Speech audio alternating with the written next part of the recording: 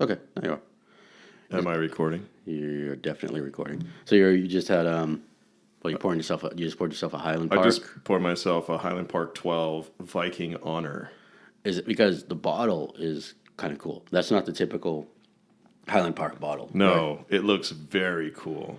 It looks kind of like it's a flask shaped bottle, sort of, but a little taller, and it has very intricate like design in it. Yeah. Like looks kind of Viking-ish, like Runish type stuff. Because Highland Park, they always have that kind of flask shaped bottle, right? It's not the typical round whiskey bottle. Yeah. It's not not cylindrical. And have you had a sip of that yet? Not yet. But you've had Highland Park before. We both have had Highland Park 12, yeah. And I think we're both fans of it. Oh, yeah. I got I like it because it's peaty, and but it's not like full on peat. It's just got some of that smokiness to it. But I was drinking. So this is interesting, I think, because I bought some. I wanted to try different Irish whiskey. Yeah. And I wanted to get like a cheaper whiskey because our whole theory of whiskey drinking. I'm going to be drinking that later. Yeah. So I got Kilbeggan because I was like, it can't be that much worse than Jameson, right? And it sucks, right? it's not good. It's might not be. It's around Jameson level, I'd say. That's not like I'm not drinking it on the rocks. I'll do shots of it. I mean, I'm sorry, I'm not drinking it neat. I'll do shots of it, or I'll drink it on the rocks. Not even the sphere, just on the rocks. Yeah, I think we've made it pretty clear in previous episodes that we are not fans of Jameson. Yes, not even a little bit. It's very popular. It's very cheap, but it's not. It's just that every place has it. Yeah. So if I'm gonna have like a cheap whiskey because it's that kind of place, I'll get a Jameson Rocks instead of like something else like Johnny Walker or whatever. But if they have Bushmills available, you'll get that instead. Yeah, I'll go to Bushmills. Bushmills is like my standard my standard like frugal whiskey choice. Yeah, and it's a good. It's a pretty good one. Yeah. And I'm drinking something I've never had before. Actually, I haven't even tried it yet. I'm drinking a Japanese whiskey. It's a Japanese blended whiskey, which I'm usually not a huge fan of blended. But what's the name of this one? The Tottori. The Tottori. And there is. How is it? So I'm drinking it neat, just because a new whiskey. That's why I prefer to just get its full characteristics, full flavor. Yeah, and I do not like it very much. I don't know. What don't you like about it? I can't do this. No, I know. Is it too like it doesn't taste good? It's not sweet. It doesn't taste good. Yeah, it's not very smooth. It's harsh. A little bit. It feels chemically, or what? Yeah, you might be right there. I think you should have at least like a little taster of this. I tried to take a sniff, but there was nothing. Yeah, there. there's nothing. There's not a lot going on in terms of. And I'm gonna take care of this Highland Park 12 first, which has a lot of character. Yeah, I am gonna be. Well, so we have 3 whiskeys tonight. Yeah, the Irish, the Kilbeggan, the Scotch, and the Japanese. And Tottori. the Japanese. So, and I plan on trying all 3 of them during the podcast. Yeah. This is the Cage Cast, by the way. No, it's not. Not the fucking Cage Cast. How dare you? It's the fucking whiskey. It's the fucking cage. whiskey cage. Oh, no, not the beast! Not the beast!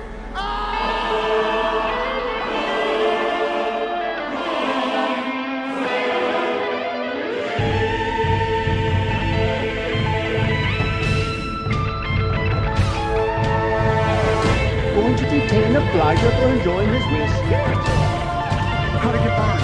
How to get burned? How to get burned? How to get burned? You bitches! Take it easy with my cat! You bitches! Whiskey. We watch Nicolas Cage movies, will slightly inebriated, and then discuss them out. This is Motherfucker. episode 7, and I still haven't gotten that right yet. we did watch a Cage movie, of course. The movie being Outcast.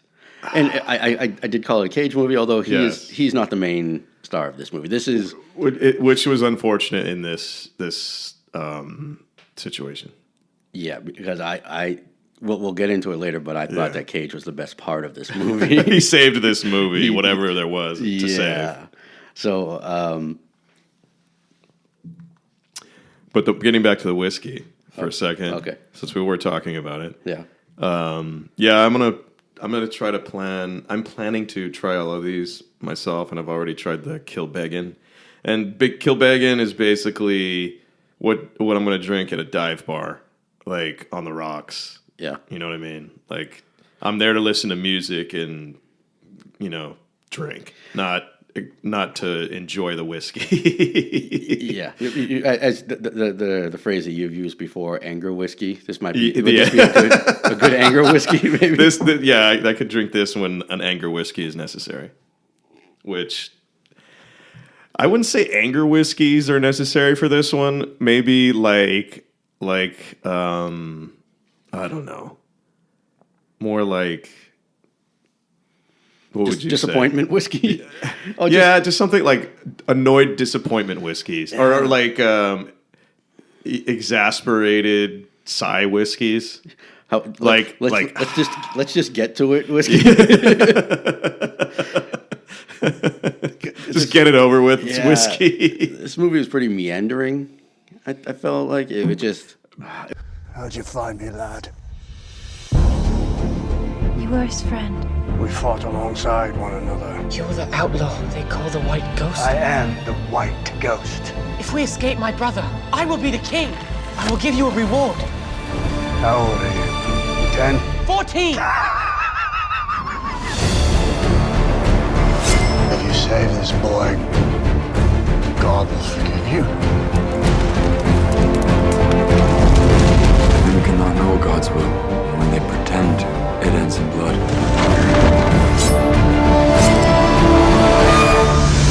That I'll drink to. One of your favorite phrases that I heard that I thought of immediately. Yes. Not immediately. One of the first criticisms was one of your favorite phrases: bad pacing. And bad pacing, I know, is the thing that's thrown around when people are trying to be like connoisseurs or they're like fake critics. Yeah. But in this case, it's very true. And I feel like the more that we've watched Cage movies, like now I'm starting to get a better idea of like what, because I used to hear people use that phrase and I would just be like, what the fuck does that even mean? And now I'm like, oh yeah, because it happens. Like it is a thing. Yeah. Because at least I know I have definitely been watching more just because of this podcast. I've been watching more movies than I would typically. Me too. Watch. Me too. Because now we're basically watching a Cage movie a week. Almost. And lately, I've been watching a lot of TV series, not movies. Yeah. So, although I did watch the Hobbit movies recently. Okay. The second one and the third one. They were long. Those are long movies. Yeah, but they were fun. They were cool. Less epic than the third one was pretty epic, but overall less epic than the Lord of the Rings movies. Yeah, I think I told you I saw all three of those movies on a plane, back to back. Yeah, flying either to or from Japan. I watched all three of those movies back to back. So they're like all one giant movie. It's just a blur to me. I don't really remember because on international flights you can drink for free. So so obviously on a trip to and from Japan, I definitely took advantage of that. Yeah. So before we get into this whiskey or with this movie, just to finish up the whiskey, I'm drinking the Highland Park 12 now, and I wasn't sure. I thought this was maybe just a rebrand of of their packaging. Yeah. I'm not sure if this is a special bottling or a different edition bottling than their normal 12. Yeah. Because it does say it is a nice bottle and it is a different style bottle. It's not their normal bottle. Yeah. And it does say Viking Honor on the label. So I'm thinking it's a different, like a limit, not a limited edition, but a different, Yeah. But I think that will definitely go into your bottle collection because you like to collect like alcohol bottles, whiskey, particularly whiskey. Yes. When it has a cool design. Especially the ones that have like a really unique design, like unique New York. Yeah. Like this one is definitely going in there. Yeah. There's some other, like Brook Laddie has a very distinctive bottle. Remember the light blue one from the Scotch documentary? Yeah. Oh, That's right. Brook Laddie. Oh, okay. Yeah. Which is interesting because I wasn't really impressed when I had it the first time. And that's that distillery that the dude from the Bowmore went to. Yeah. Right. Remember that he revived it? I knew that name sounded familiar, but yeah, I guess I didn't. That's the one. Yeah. And then just quickly, you're referencing a documentary, Golden Drum. Yeah, Scotch, the Golden Drum, which is available on Hulu, as of this time. If the app works for you, yes, because it doesn't work for us sometimes. Sometimes it's a pain in the ass. Sometimes it's so fucking annoying. But yeah, we watched that one. So is the Prime app sometimes a pain. Well, the Prime app works fine on my tablet, but on your DVD player it does not work well. Yeah, it's fucking Hey, Bezos, fix it. Well, typically like those kind of apps on like DVD players and stuff are the best. So, yeah. But anyway. I do want a little bit about Highland Park. We are both big fans of that whiskey. Mm-hmm. I think especially it's not a very high priced whiskey, right? What did you pay for that 12-year? This was 53, around right under $60. Okay, yeah, that's. I mean, for a decent, or not decent, but a good bottle of my favorite is Oban, or Macallan 12. You're gonna spend $90 to $100 on one of those, right? Yeah. So it seems like there's three main tiers of whiskeys that are under $100, like under $100. Mm-hmm. Not three, but like three drinkable tiers. Like I'd say like the cheap ones, the middle tier, and then the higher end ones that are like $80 to $100. So you got your $40 ones, and then you got your like $50 to $60 one. Like 40 seems to be the minimum of the decent whiskeys as far as Scotch and Irish whiskey and Japanese whiskey, I would say. Probably bourbons, but I'm not sure. Yeah, that's a little different. And sometimes Japanese whiskey has a bit of an exaggerated price just because it's scarcity. Yeah. So right now there's like a huge Japanese whiskey boom, like it's getting bought up. So, for the last, I guess, 10 years, because when I first started drinking Yamazaki, it was a 12-year. It was less than $100 a bottle. It was now it's way because we were drinking it. We knew a guy who was buying it and importing it from Japan and selling it at his place, and we were drinking it there. Where were you talking about? Tokyo Beat. Oh, okay. And then that's right. Yeah, okay. Yeah, that was the first time I had it, and it was like it was not expensive to buy per glass. It was under $15. Right. Yeah. And the bottle was like I think around $80, something like that. Wow. And then, that cheap? Dude, shit. It was that's when it first came out, was when we were drinking it. And then it just the price exploded. And you couldn't get a bottle for under $300 at one point. Remember that? Yeah. And then that was per glass price increased to like $30 something. Yeah, that was probably about a year and a half ago when I noticed that happening with Japanese whiskey. Mm-hmm. So, that's why I bought some cheap-ass Japanese stuff today. And do you like it? Nope. You don't like it? I don't like it neat. I'm going to try it later on the rocks. Why don't you just put some ice in there now? Because I don't feel like standing up. Well, this Highland Park is really nice. It's really good. Highland Park is great. Yeah. Very underrated. I don't hear. Well, it's not like I'm like following whiskey news or anything. Yeah. But it's I think we got it at I first discovered it at a place in Koreatown, and it was recommended to a guy that another customer, and he was, he really stood by it, and so I gave it a shot, and I was pretty impressed, and then I think you felt the same way. Yeah, I really like it. It's good stuff. And didn't you say that it's made on an island that was occupied by Vikings at some point? That's what the box says. Okay. Yes. So maybe this is that edition of that, because the box is right behind you. Okay. So maybe not now, but when there's a whiskey refill break or something, we could check the box real quick and see if it's a special edition or a standard. But you've had taste wise. I know it's probably been a while since you had it, but It does it taste anything different? I mean, it tastes like Highland Park. Okay. 12. So I couldn't really say right now. Okay. Because it has been a while since it has been pandemic, and I haven't had Highland Park 12. Because there's a place that you and I frequent that's where I usually drink Highland Park 12 because they have a wide whiskey selection, and it's I think they have it marked too low. Too low, probably. So I get it there whenever I go there. Yeah. Well, that's one thing I really miss about going out to bars. Well, there's a lot of things I miss about it, but without making a huge investment, you get to sample a lot of different whiskeys. You can, whiskey can get a little bit expensive, because you're talking $14 a glass sometimes, $14, $15, $18 Right. for a decent whiskey. And especially right now with like the whole bourbon boom. Like I wanted to talk to you about this a little bit later, but like some of those rare ones, like the Pappy. Have you heard of the Pappy? I think I have. I don't. Those are like $300 some a they? bottle right now. Yeah. Oh. I know we've discussed this a little bit before. I didn't want to outside the interrupt podcast. you. But No, you're fine. This is something I think we were going to get to anyways. Yeah. I'm not much of a bourbon drinker. Neither am I. We're not disparaging bourbon. Yeah, I don't know much about it. I don't know much about whiskey either, but I pretend to. I've drank a lot more whiskey than I have bourbon. Most of my bourbon is whiskey. All right. Okay.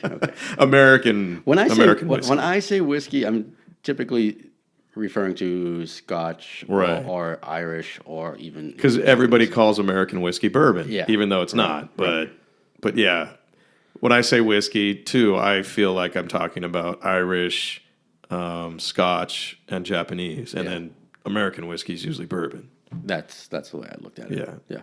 And Even though that's how we see it, even though it's not really technically correct, but whatever. most of my experience with bourbon has probably been with old fashions. Yeah. So I haven't really drank it by itself. Well, you've had Makers. Makers on the Rocks that's kind of I can get down with Makers on the Rocks. There was a spot that I would drink that quite often. because that's something like when you're at a pretty divey, you're typically not going to get good whiskey at a dive bar. So, but most places will have Makers. Makers and Jameson, and I'll take Makers over Jameson. Me too. Makers on the Rocks For sure. Yeah. Man, this is becoming just turned into a full on anti Jameson fucking podcast. Because Jameson is horrible. I don't understand its popularity. It's one of the most popular liquors in the world. Beverages. It's awful. But yeah, you were talking about bourbon. And we don't talk a lot about bourbon because neither of us really drink bourbon. Yeah. Not that we have anything against it. It's just that I came up drinking Scotch, and then I tried Irish and Japanese whiskeys. You came up drinking Irish whiskey, and then branched out to Scotch and Japanese, and we just never got around to bourbon because at the time there was no reason. I learned to drink whiskey before the American whiskey boom happened. Yeah. So I already got into like Scotch and Japanese and not really Irish, but that was in my repertoire. Because my knowledge of bourbon at that time was pretty much fucking like Jack Daniels. Yeah, Jack Daniels, and Makers. I had a horrible experience with Jack Daniels in high school, and so to this day, the smell of Jack Daniels. Do you want to give a little? There was throwing up involved in us. I think I confessed my love to a girl that I probably should not have done. And then you threw up on her tits. No. I love you. No, that like didn't. Chunk from the Goonies. Fortunately, it wasn't that bad. It was bad, but it wasn't that bad. You got your clam chowder in my tits. Fucking John. What the fuck are you doing? No, so that was my. I fucking love you. And there's a whole other. Do you know? And this is very much a sincere question because I don't know anything about it. So what the fuck is rye? Rye bourbon, and what is not like? It's what they make the mash out of. I think. Okay. It's a different grain. Okay. and it tastes different. It makes it taste different. I've had Bullet bourbon. I've had Bullet. And I've had the rye. Yeah. And they taste very different. Do they? Okay. Yeah. All right, but is rye is still bourbon, or is it rye? Well, it's just an ingredient. It's just what they use to make the I believe, to make the mash out of. All right. So instead of using one type of grain, you're using something else. Okay. Like, you know how they have rye bread? Yes. It's just a different grain. Like I think regular whiskey. There's different things they use, like corn or potatoes, or like kind of like vodka. Yeah. Basically, Yeah. They use corn or potatoes. I think whiskey you can use. Can you use corn for whiskey? I think you can. Right? I don't know. As much as I drink whiskey, I know very little about the. Yeah, the it's making different of. grains they use. Actually, I learned quite a bit from that documentary. The whole whiskey distilling thing. process. Yeah. And like how I've always heard like that water is very important. You know, Yeah. that's why, Japanese whiskeys were considered, pretty good. Like they, the quality of the water. quality of water. And I actually did have the opportunity to go to a distillery in Japan, and it was fucking awesome. Which one did you go to? Which one did I go to? God damn. Was it Yamazaki? It was. Suntory? No, it wasn't Suntory. Well, because I forget now who owns who, but Well, Suntory is the company that owns a bunch of the brands. Suntory owns like every beverage that you have in Japan. Is like they make coffee. They do everything. They do everything. They probably have an app. And they own. I'm trying to think. Do they? There was an American bourbon that they bought. Did they buy Makers? Me, I don't know. Because I have no the idea. distillery I went to, I remember after you do the distillery tour, Yeah. and then you go into the gift shop, and there was, I'm trying to think of it. It was, I think there was a bunch of Makers stuff in the gift shop. So whoever owns Makers, that's it. Yeah, and I had a good time. I went there with Dude, this is really good. I know. I'm gonna have that. You're gonna have some of this. have I'm not that gonna next. drink that other shit. I'm gonna drink another one of these. Well, you already. I'm gonna try all three, but I'm gonna have Yeah. the Highland Park next. I'm gonna have one more of these and then have the Japanese after. Yeah. So yeah, you just interrupted my. Sorry. Go ahead. I was just saying that when I went to this, There was Makers this tour, stuff there? Well, before that, sorry. when we went to the tour, I went with a friend of mine who doesn't like whiskey, Uh-huh. and so at the end, when you do a distillery tour or just a brewery tour, usually there's some samples at the end, Right. and they give you like a little tiny sample. Right. This one they gave us like four. It's probably like 4 2-ounce drinks, and my friend doesn't drink whiskey, so she Yeah. gave me everything so I ended up like actually getting a little bit of buzz there. Little buzz? Yeah. So A little bzzz. yeah. But That sounds and, fun. and it was fucking awesome. It was like a 2 sounds hour. fun. It was like a 2-hour train ride outside of Tokyo, and it was like up in the Wow. mountains. Like That is really cool. and it was kind of a little chilly, rainy day in Japan. It was So you had like a jacket on. You're like fucking awesome. Yeah, you're on a day trip. it was. That's awesome. Yeah, and it was a nice train ride. Drink a great Japanese whiskey in Japan. Going on a distillery tour where I could understand about 50% of what the fucking guide was saying, but just nodding and pretending like I knew what was going on. Do you remember any favorite whiskey you had there? No, this is 3 years ago. Okay. And Okay, cool. I can't even remember the fucking name of the distillery All right. I went to, dude. I'd have to check. So would you drink this stuff? This Totori? Yeah. Not neat. I'm gonna try, at some point tonight. I'll have it on the rocks. Right. This was not. This is I think a $35-$40 bottle. Yeah. It was not a very expensive bottle. So that's why I just. So if you like, like, fuck basically, would it be like would you buy it again just to have like a whiskey to fucking drink? Or I would test out Other stuff. another maybe similar level because it's not worth revisiting. because there's a ton. Yeah. There's a lot of whiskey out there. There's a lot. Yeah, and there's a lot of Japanese whiskey. So we went today. They didn't have a huge Japanese selection. They had 4 or 5 In the regular section, and then they have a giant wall I didn't where they check- I have a didn't lot check the more. wall. Yeah. Okay. But then you were going to be spending more if you went to the wall. Yeah, and today was because kind of the featured whiskey for today is Highland Park. And we Yeah. knew that, and so then we were getting like other just like test whiskeys. Yeah, Basically. because I wanted a cheap whiskey, and I wanted to try different Irish. Yeah. And I was like, well, there has to be something that's comparable with like Jameson and Bushmills. That's not Jameson and Bushmills. Yeah. And this is like in that ballpark, probably less, not as good. Not as good as Bushmills, Okay. for sure. I'll find out soon. How about that Japanese one? Is that as good as Bushmills or Jameson? Maybe, but again, since I'm drinking it, I might have a very different opinion of it once I start. On the rocks, yeah. Once I start drinking, because I think I mentioned to you. So last week we had the Spey Burn, which I wasn't super impressed with, but Yeah.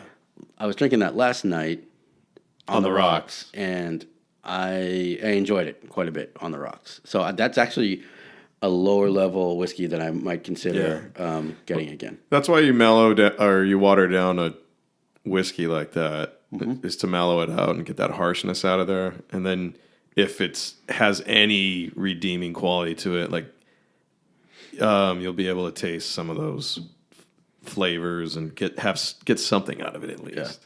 Yeah. So should we talk about the movie? Yeah, let's talk about it. So the movie was Outcast. And really the star of this movie was Hayden Christensen, Anakin Skywalker. Anakin. I'm going to refer to him as Anakin. I think he's from now Anakin. on. Yeah. It's easier to say Anakin than Hayden Christensen. So this is 2014, right? Yes. And And when were the prequel movies? When did they come out? early 2000s? Early mid 2000s, right? Yeah, I think so. And so this movie was my choice. Oh wait, I think the first one maybe came out 99? in the 90s. Maybe? Or am I wrong? I have no idea. I'm just asking. It may have Maybe, been you know. 99. Yeah, so going back 20 plus years Okay. for those movies. But so as I was saying, this week was my choice. Yeah. And I want to explain a little bit why I chose this movie. Please. I had been aware of this movie previously, and the way I found out about this movie was I did a Google search for the worst Nicolas Cage movies, and this showed up. I think it's like on IMDb. It's one of the worst rated, like top, like bottom 5 for Nic Cage movies. But again, it's not really a Nic Cage movie, but. Yeah, he's in the first part of it, which is like the intro, Yeah. and then he shows up in the last third. He makes kind of an awesome intro, and I want to discuss that later. I love when they bring him back in. But and so I knew at some point we were going to watch this movie. And then Oh, you knew at some point. at some point, yeah. And then I was looking a little bit this week about I was trying to decide what movie to watch, and I checked this one out. Like I went to Wiki and just was seeing, okay, what's the deal with this movie? And the first thing I noticed was that it was directed by Nic Powell. Nic Powell, director of Primal, The right? same guy who directed Primal. Yes. And that's when I was like, fuck yeah, we're watching this movie this week. And then I learned a little bit more about Nic Powell. Did you? Yes. So as far as I know, he's only directed 2 movies, and both of them have been Nic Cage movies. Is he like his neighbor, or is he Cage's neighbor or friend or here's something? the deal with Nic Powell. Apparently, Alright. his main deal is he was a stunt coordinator for like 30 years. Oh. And then he was pretty well-respected stunt coordinator. Maybe that And then this movie, Outcast, is his first movie that he directed. is. And then he did Primal after that, because Yeah. Primal was 2019. Right? Which I'm a little bit surprised, because one thing that we noticed in this movie, that this movie actually kind of looks pretty good. It looks better than Primal. the production values are much higher Yeah. than Primal, and they seem to be pretty high as far as like the quality of Like the location everything. shoots, The were really locations, nice. the sets are pretty good. Are really good actually. The costumes are excellently made. Yeah. Like everything looks like there was a lot of money put behind this, and we noticed there was like some Chinese Yunnan films or something. Yeah. financing, Yeah. and they usually when they get involved, they usually throw a shitload of money at the movie. Mm-hmm. As both of us saw The Meg, Yes. which was an awesome fucking movie. I love if you tell me it's a movie about giant sharks, I'm fucking there, dude, right away.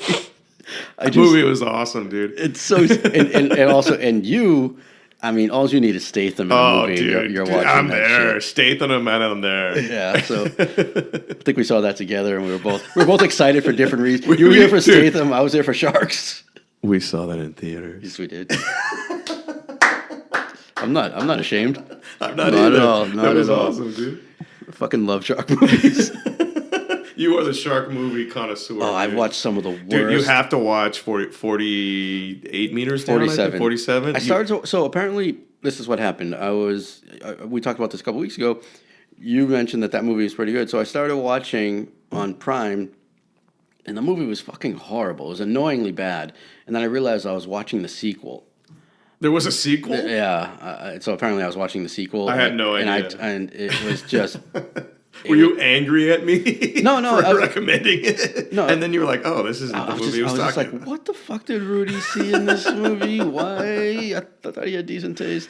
Yeah, I was watching the terrible sequel. Okay, yeah, don't watch the sequel. Watch the Yeah, so the I original. have not seen the original. It's really good. Watch it tonight. But we'll see.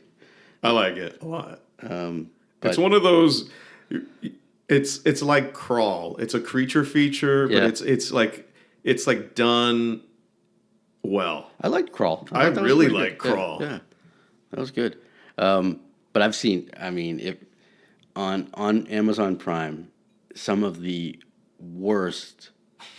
Shark Avalanche, I believe, is maybe the worst that I've seen so far. Three-headed That's shark. garbage. Three-headed shark attack. I watched that one. You and your shark movies, I dude. fucking love them. I love them. And you own Jaws, so why don't you just watch that? I should. The best shark movie of all time. And Jaws made some of the worst sequels. Jaws 3 in 3D. It was Michael Caine. Michael Caine was in a Jaws movie. Jaws 5: The Awakening. Well, he was in part 3. Wasn't there like a lot of 90s movie franchises? Those ones that had like 8 movies. There was always an Awakening version of it, and Yeah, it's that usually like the 4th or 5th one or Okay. something. Yeah, that sounds right. Yeah. Wait, So but you chose this movie because of Nick Powell. Nick Powell. Yeah, I'm your biggest fan. So we keep on making movies with Cage, and I'll watch I them. will say, like, the fighting in this is probably the best out of all the Cage movies we've seen so Yeah, far. yeah. Well, and I think that goes. And it's not great, but it's does the job, and they do some cool shit in this movie. Well, and I think that goes back to Nick Powell was a stunt coordinator. That's most Yeah. of his career. So, but yeah, this movie. But Primal had terrible It really action, did. It had- dude. And that was a lot later. That was 5 years later. No, it was only 3 or 4, right? No, 5. No, Yeah, you're right. You're 5. right. That was 2019. I can do some math. Hey. Come on, man. For some, I was thinking that Primal came out in 2016. For No, some reason. 2019. Okay. Yeah, and Primal. Well, the thing about Primal that looked bad was the fucking awful CGI. That was That looked really bad, the- but that wasn't the only thing that looked bad. no, but that really made it look like an yeah. amateur movie. Yes, Like, that had a lot to do with it. this movie looked like a high quality. It looked like a big budget Hollywood style movie. Yeah, I thought the intro scene. It was like a battle scene. It looked like the ad for like a new video game, kind of. Like Assassin's Creed. Yeah, exactly. Yeah, well, that's basically first, I think 3 Assassin's Creed games took place during the Crusades. So yeah. Anakin is a Crusader. Yeah, and And Cage is Nic just kind of Cage- a mentor. Of his. Mentor / patron / guardian. But he's also he's kind of lost his faith. You know, Who? Cage. Cage? Because Cage at one point says to Anakin, like why are you killing in the name of hypocrite priest or something like that? Well, right? because in the movie, Anakin is a prince and he has like a birthright for like or whatever, and Cage is basically his Alfred. Yeah, And okay. Cage gets disillusioned because Anakin doesn't see can't see past the whole our cause thing. Yeah. And He's just killing kills. ruthlessly. Yeah, he killing in the name of basically. And then Cage thinks he's just filled with bloodlust and leaves, basically, at the end of the intro, right? Yeah, but that opening scene has one of the things that I always find so silly in action movies. Yeah. Like, there is just absolute mayhem, people getting killed left and right. There's arrows and just spears being thrown all over the place. And Cage is just kind of walking through it, yelling at Anakin. And neither one of them get touched at all. But that's not even the fucking worst part of this. First of all, this movie was fucking horrible. This was a terrible movie. Okay, so real quick, this or Primal? Which one did you like more? Primal. I did too. By far. Primal was by so far. fucking entertaining. Even though it was a worse movie on all other aspects, like production-wise, everything else, it was still more entertaining than this movie was just kind of fucking boring. Right? It was so boring. For like action movie, it just went on. It just dragged on and on and on, dude. For an action movie with a lot of fights and a lot of like action shit going on, it was kind of fucking boring. Yeah, it's I don't know what it was. Maybe because every fight scene kind of looked the same, and then because every fight scene had the shaky cam thing, the Bourne Identity with shaky cam thing going on. Which was awful. Yeah. It was awful. It made me just like not want to watch the fight scenes. Yeah, it works. It works to like do that sparingly, but when you use it for every fucking scene, it gets. And then they were doing like the crooked angle, the camera shots, and it got a little tedious. I guess Very tedious. And then because the action scenes were long and drawn out, and they just weren't very interesting. It was just like Extraction was so much better and so much more like. I was going to compare this to Extraction a little bit, but just because the Extraction director similarly was a stunt guy. Yeah. That was his first, and that movie is fucking awesome. It's amazing. But I just wanted to say, the only thing that was worse than the action scenes in this movie were the dialogue. There were scenes when people had like a 5-minute conversation, and we looked at each other. We're like, "What the fuck's going on?" First of all, so this movie is basically a joint venture between America and China. Well, then I saw because there's a big Chinese influence in this movie because it starts off in the Crusades in the Holy Land, Middle East, and then eventually the characters end up in China because they're trying to escape their past. Yeah. And with that story, I'm not sure if that was in the original aspect of the story, but there's a Chinese financing company or a Chinese company put money to finance this movie. Which is happening a lot in a lot of other... Like, The Meg is a Chinese finance movie. Even though it's like a... Was that an Amazon movie? Or was that... I don't know. I don't remember. But that's happening a lot right now. But I think one thing I noticed at the end credits, there was some Canadian... it was like Canadian films. There was a lot of people involved. Yeah. I think part of... Canadian, American, Chinese, and possibly some other... So have we discussed the plot at all? Not yet, but before we do that, just gonna say. Well, actually, I need another whiskey already. Dude, we've been recording for 30 minutes. Holy shit! And we haven't even talked about the movie yet. Well, we're gonna talk about that, but you want we've the been good recording stuff, for right? almost 40 minutes. Wow. I'm just gonna rinse out this cup before I. Or why don't you get one of these? A different glass, you're saying? Yeah, the one that is more for the gooder whiskeys. I thought because it directs the vapors towards your nose more. Oh, can I do this? It's not a snifter, but that's not good. There you go. All right. So now, you son of a bitch! I thought you were gonna pour it for me. I don't want to drop it because that's my bad arm. My bad elbow. You're back from when you were a major league pitcher. You Tommy John on that? It's actually from too much masturbation. Well, in that case, I think it is. Both my arms should be decommissioned. And your feet. Well, actually, as we've talked about before, I'm not flexible enough for this episode. So yeah, First of all, this movie was fucking horrible. Yeah. Well, I just want to mention, I just poured myself a Highland Park. Highland Park, salute. Salute. Oh, we're... There you go, yeah.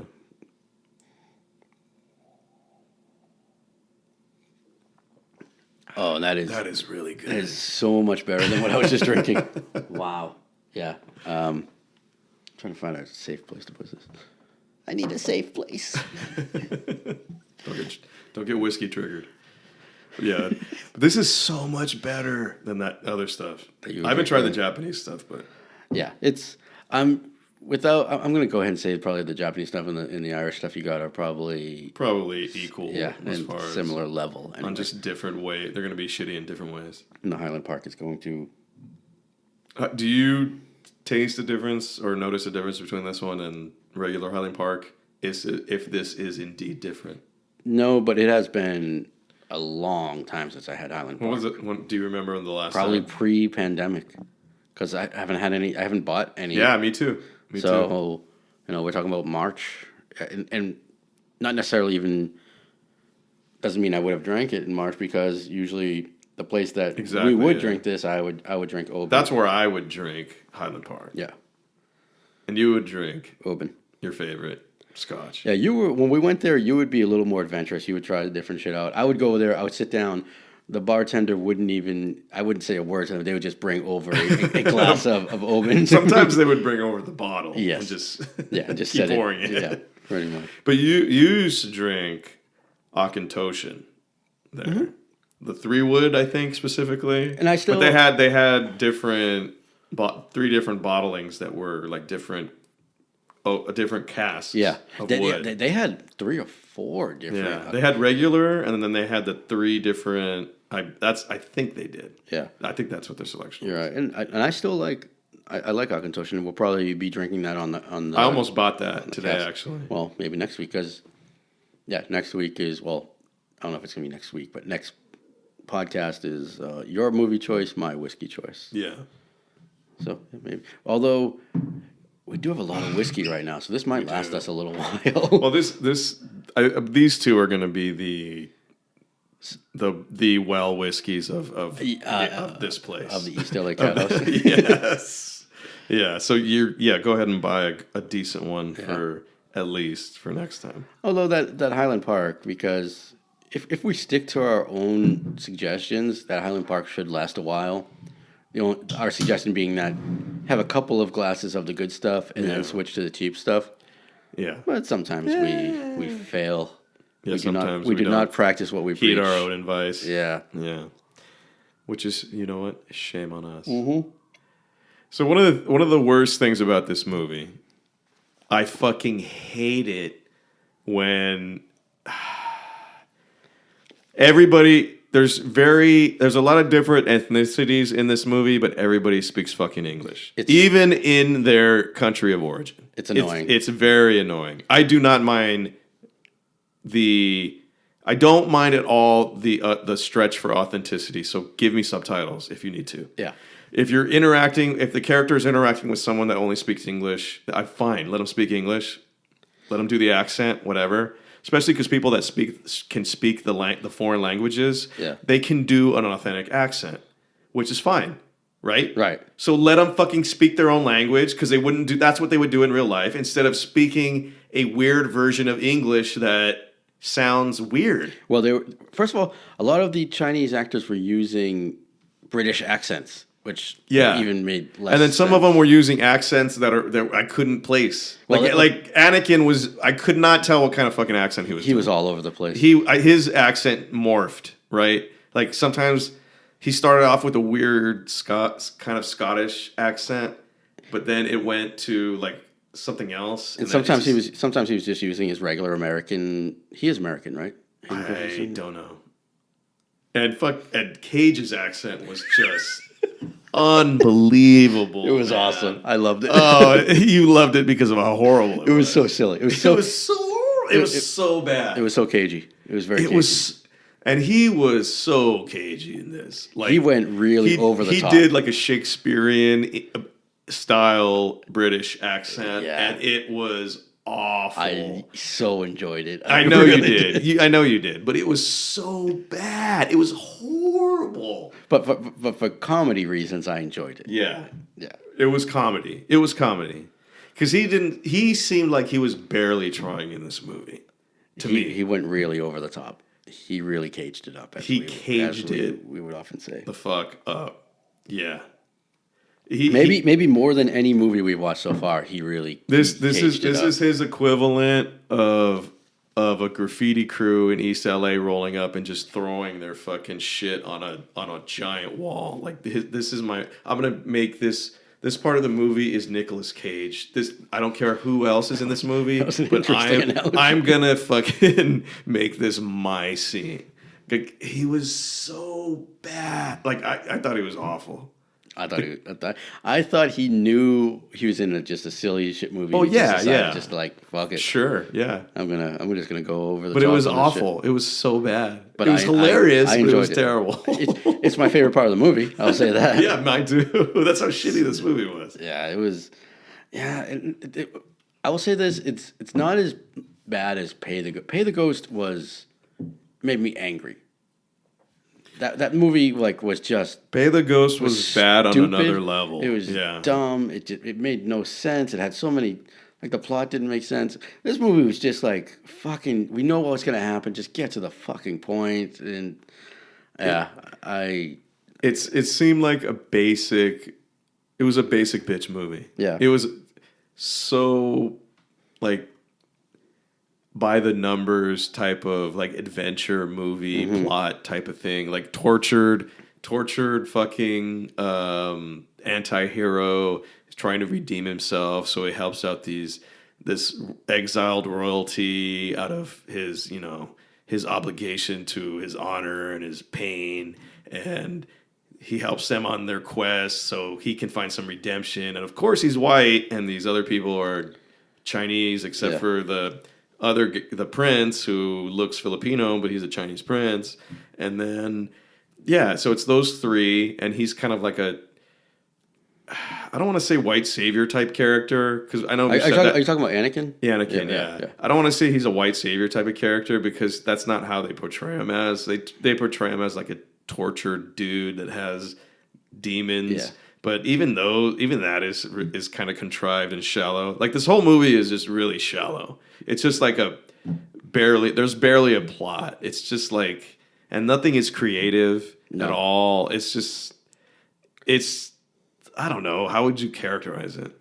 As a bad, it's not fantasy, so because I guess it's somewhat. But it's sort of like historical fantasy. Yeah. It supposedly takes place around altered history. Yeah, around the time of the Crusades. Yeah. But those people know about China, and China know about them, and for some reason everybody speaks English. Yeah, which is so stupid. Yeah, getting back to your point earlier, that is something that bothers me. Even in that happens in I guess high quality Hollywood movies, and I think it's really a comment on. I'm not going to say in this movie, but oftentimes it's a comment on the American audience. It's just where the American audience or the general audience. The American audience, because I think studios know that Americans don't want to read subtitles. So even if you watch Schindler's List, they speak English in Schindler's List. They didn't. I haven't seen that movie in a long time, but now I'm never going to watch it anymore because that bothers me. I don't like that. I don't want. I will read subtitles if it increases the authenticity. Yeah, because it bothers me because. So are you telling me in Schindler's List the Germans are speaking English to each other? Because Liam Neeson is the main character in that movie. He's a German dude. Right. Liam Neeson doesn't speak German. No, but haven't there been actors that? Yeah. I'm saying, he probably could have phonetically learned his lines, right? Which is what. Or they could have got a really good German actor to do it. The guy, who should have done that is. Oh God! I was just watching Horrible Bosses 2 last night. That German guy is awesome. Which guy? He was in Inglourious Bastards. He is the main Nazi interrogator guy. I don't know. You know who I haven't seen that movie in a long time. He's Yeah. The guy He's been- in the Prometheus movie, the android guy, Fassbender. No. That guy could do it. Is he German? Michael Fassbender. I don't Come know. on, dude. Is he German? Well, is his name Michael or Mikkel? Well, Fassbender. Well, there's a lot of Americans with German sounding last names. I want you to look that up. Oh, you don't have your phone. Liechtenstein. That's a linebacker or a lineman in the NFL. I think he played for the Steelers. Liechtenstein. No, there's a guy. I think he plays for the Rams. Havenstein. Yeah. Havenstein. There's that guy, but there's Yeah. there's another guy, Liechtenstein or something. Okay. I'm going to get this out of the way, by the way, because we never do this correctly, and this is not correct also. All right. I'm going to read the 2-sentence description of this movie from IMDb. Okay. A mysterious warrior teams up with the daughter and son of a deposed Chinese emperor to defeat their cruel brother, who seeks their death. Wow, even the description is half. Yeah. That doesn't even really describe the movie. No. Should I give you the Rudy synopsis? You can try. Maybe I won't. Just like this movie. This movie barely tried. It kind of tried. No, it tried. It tried more. It tried more than Pay the Ghost. Yeah. Pay the Ghost didn't even try. It just was like, Really? yeah. And this one was more like, ugh. So at least they kind of tried. They tried. They tried. tried. They were like, hey, we're going to do some action scenes. Yeah. And let's try. Some of those fight scenes were he sold it. Anakin sold it with his Jedi moves or / dark Sith moves or whatever. Yeah. But Cage was so cagey in this movie, dude. Like so cagey. Okay. Oh, I'm sorry. Just to interrupt you. The German guy I was thinking of was Christoph Waltz.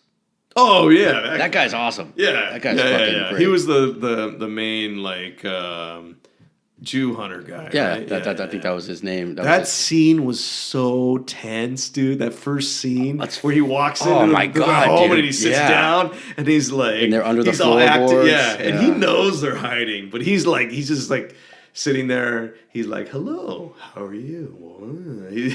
He's just acting all. Yeah, that guy. That was amazing. I That like was that guy a fucking lot. awesome. He's fantastic.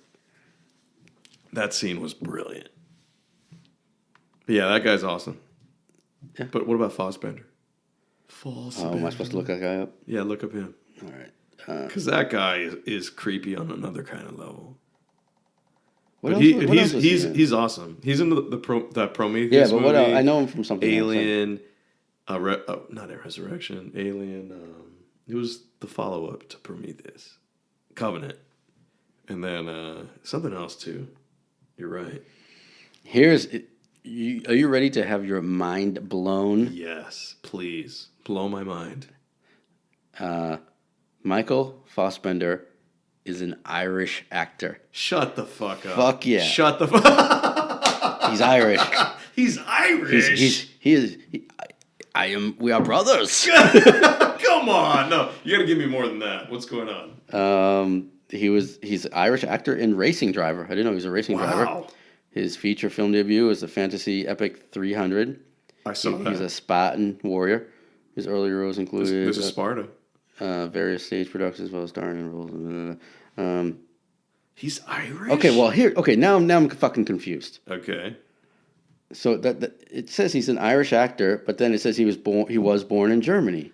See, Fassbender. Come on, man. But So did he get repaid? No. Like his parents were, like his mom is Irish, Okay. and she married a. that's German exactly what it dude. is. Yeah, his mom Adele is Irish. And then they moved back from to Larne County. from where? Larne. Larne. And his dad is German, according to Mr. Fassbender. And then, according to him, his mother is a great grandniece of Michael Collins. The guy that He fought for the independence of Ireland back in the day. didn't Liam Neeson play that? Okay, guy? so he moved. Yeah, he did. So he moved to Ireland when he was 2 years old. Okay, there you go. All right. So he's of half German parentage. Yeah. Does he speak German? He's a good actor. I like that guy. I think he's really good. So apparently he was in Inglourious Bastards also. Who is he in that movie? Probably a German guy because he looks like the Aryan fucking savior. Okay. Fassbender and his sister spent summer holidays in Germany, and he speaks German fluently. There you go. Though he later stated before filming Inglourious Bastards that he needed to brush up on some of his spoken German because it was a little bit rusty. He's also fluent in Irish. That's interesting. That is interesting. Not a lot of people speak Irish. Like 300 people? Well, I think I remember reading a few years ago that there was actually a push in schools in Ireland to actually have They should do that. kids. That is really cool. Learn Irish. Yeah. And it's Irish and it's not fucking Gaelic, you dicks. I remember on a podcast previous, we were drinking the Conor McGregor whiskey. Yeah. I made a note to say, I knew this, because Irish and Gaelic are different languages. Well, Gaelic is a group of languages. There's Irish Gaelic, there's Scottish Gaelic, and so, but it's like the Romance languages. Like when you like Italian, French, like they all like the Spanish, they fall into the category of Romance language. Yeah. So Gaelic is like a group of languages, basically. And Irish is a specific yes, Irish native. Irish is a language, though. Yeah. So yeah, So what about Celtic? I don't think Celtic is a language. I think that's a But it's a rune. They have runes. They do have runes. It doesn't mean they have a language. And Celtic is not specific to like the Irish area. There's like Spanish It's more of Celts a- and shit like that. It's more of a culture thing, right? Not like a yeah. Yeah, Kind of like Native Americans. There's different tribes, but there's like a kind of like a common sort of theme in their religion, maybe, or their beliefs. Because like Celtic can go to Scotland too, or no? well, Celtic is Scotland. Celtic goes to like I think like I said, yeah. but there's also there's like Spanish Celts and shit like that. How does that work? I don't know. Because I think Celtic was a word that the fucking Romans probably came up with, and they probably just used it to describe everybody that they didn't know. Yeah, but I usually associate Celtic, whatever it is, with Ireland. Irish, yeah. Yeah. Yeah, because when you think of like Celtic art, you think of like the Irish, like Irish the Celtic and- cross, yeah, and so- yeah. Like the artwork and the jewelry design and shit like that. which you're a fan of, I believe. Yeah, I do. Yeah. I have some nice silver work Celtic jewelry. All right. Should we talk a little bit about this movie? Yeah, let's talk a little more about this. Like, should we? Okay, Because this is not a good movie. I thought you were going to do the Rudy synopsis, and I will really try not to interrupt you, but I'm probably going to interrupt you. But go ahead.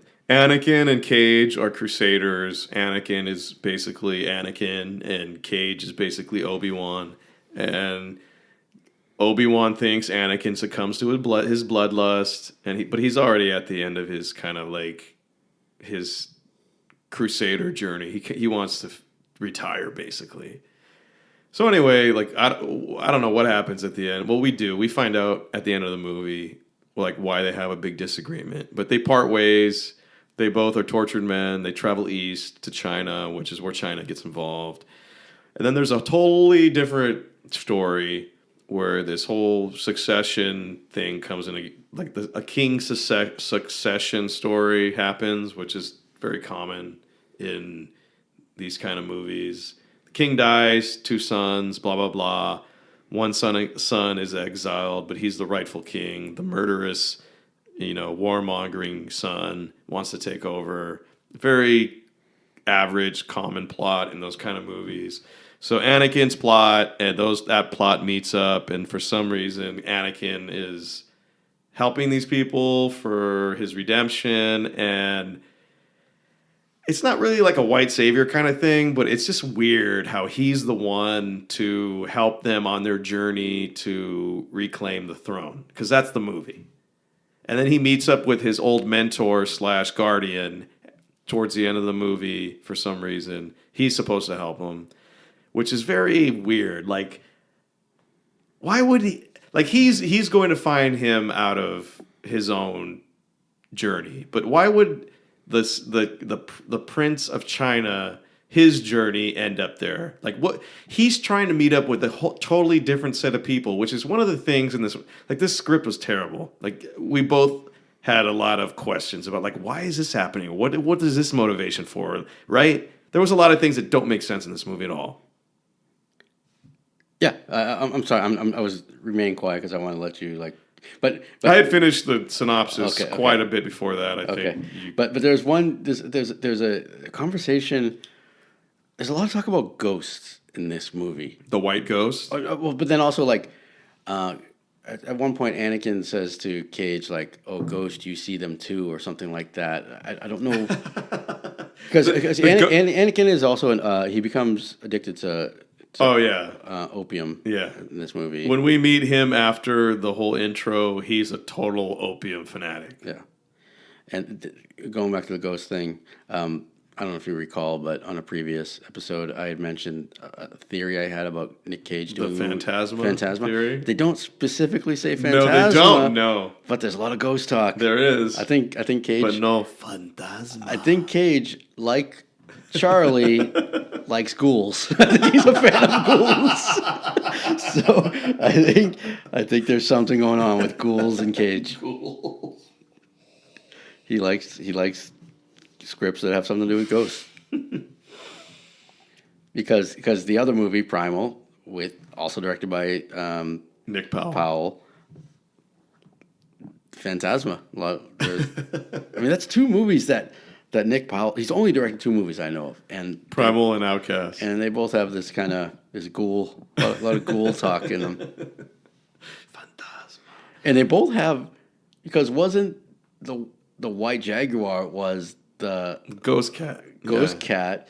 Gato Fantasma. So was he Blanco Gato Fantasma because he was the white? Well, as both of us know, there is a phrase in Chinese languages, because Chinese is not a language. They have multiple Mandarin, I believe you're dialects. You're Well, referring to Mandarin and Cantonese are the Yeah. main dialects. But yeah, they refer to Westerners as white ghosts, your Yeah. people. Yeah. And the term for that is guaylo, Yeah, white ghost. That is you and your people. Yeah, And that was not mentioned at all in this movie because all the Chinese characters in this movie spoke English. yeah. And they all spoke different types of British accent English, it seemed like, or fake ass British accent English. Yeah. The different types of, numerous types of fake British accent English. Yeah, this movie would have had so much more respectability or authenticity. It would have stepped if up they- the quality of the if movie they for spoke, me. If they spoke would've Mandarin. Yeah, or any whatever the dialect was at the time. Yeah. And or even just Modern Mandarin would have been Mandarin, fine. yeah. Because the movie takes place in mainland China and in areas where they would speak their local dialect. I don't even know if Mandarin was around at the time, but Yeah, but I mean, it wasn't going to be Cantonese. just don't speak. They weren't speaking English. That's for sure. Exactly. Yeah. You could see the scenes where like the Western characters and the Asian characters when they're interacting. Yeah, you could speak English then. Yeah. That makes sense. Or have because But when the Chinese character, because there are Chinese people, they're talking when they talk to each other, they shouldn't be talking. They shouldn't be speaking English. yeah, in the movie, at least Cage's character has been in China for I think 3 years. At least, and he has a Chinese wife, so he should speak some sort of Chinese. Yeah. So it would have just brought the movie a little more respectability to this trash movie. It would have added to the authenticity, and that automatically elevates the quality of the movie Right. when it's a little bit more authentic. Yeah. I think it would have been That's how I feel about it. just fine. Just have Anakin speak some broken Mandarin, like have him phonetically Yeah, learn and a his few whatever lines. trash Scottish accent. What is he doing? Like what is his accent? I don't know. Because he sounds- he's all over the place. At first, it sounded to me like he was trying to do a Scottish accent at the beginning, in the intro of the movie. I thought he was trying to be Scottish, a very unconvincing Scottish. Not as bad as yours, but almost. Like really, he was can't do doing Scottish. every fifth word had the Scottish accent, Yeah. but everything else was like regular English to me. And then there's some parts where he's like trying to do where he just doesn't know what he's doing, but he's not speaking normal American English. But I just there's a scene where, okay, this whole part of the movie just went off the rails. It was just fucking awful. Just go ahead. But remember when they meet up with those people in the desert and they're trying to use them as like they want to get along. They want to kind of roll with their crew. They want to roll with the gypsy prostitute crew. Yeah, but then he suddenly like he's speaking. He's talking to like the main gypsy lady. Yeah. And she's asking about the princess chick, and he's totally using an American accent, but he says something like, "Well, she really appreciates her privacy." Like, what the fuck, dude? Just one word. You're just gonna throw that one fucking word. Basically, this is how that conversation went. Hey, John, respect my privacy, okay? That's what it sounded like. Right. And then, okay, so that scene goes on to. That leads into another scene, which makes no sense. Another scene that doesn't make any sense. Okay, this part of the movie didn't make any sense to me. I want to ask you how you felt. Like, what the hell did you think happened here? So, they drug Anakin, like this team of prostitutes. Okay, should we set up a little bit of what happens here? Just set the stage a little bit. Go ahead. So Anakin and the two Chinese exiled royal family people, the sister and the prince, and their commoner that they decided to save. Oh yes, how can we forget about her? Yeah, okay. Because she, inconsequential part of the movie. Just all right, okay, go ahead. Yeah, so Chinese princess and Chinese prince who should be the king. They escape the palace before the bloodthirsty, angry, warmongering brother comes back and murders their dad and tells everybody, actually, it wasn't me that murdered the king. It was, even though I was in the room alone with him, it was my pathetic, weak younger brother who murdered the king, who's not here, so go find him. And then, so that's the whole story. They're looking for him, and he's running away. Okay, and then, I'm sorry to interrupt you. I want to ask you a question. Yeah. Do you know the name of any character in this movie? I don't know who any. Cage. I know Cage's character. Who's Cage? What's his name? Ghislaine. Oh, okay. I think I did hear that. But I don't know Anakin's name besides Anakin. I don't know anybody. I don't know the princess's name. I don't know.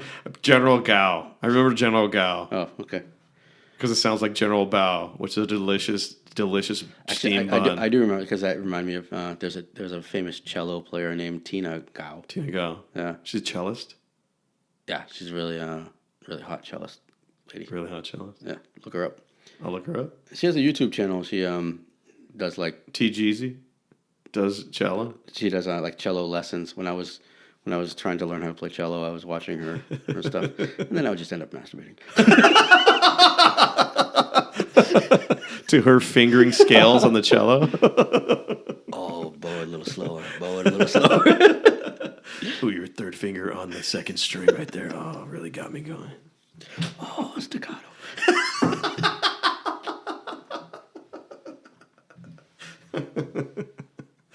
Yeah. Okay. So that's how. Grow. So Tina Gao. Okay. Tina Gao. And so okay, I'm sorry, I totally interrupted you when you were talking about. What was I talking about?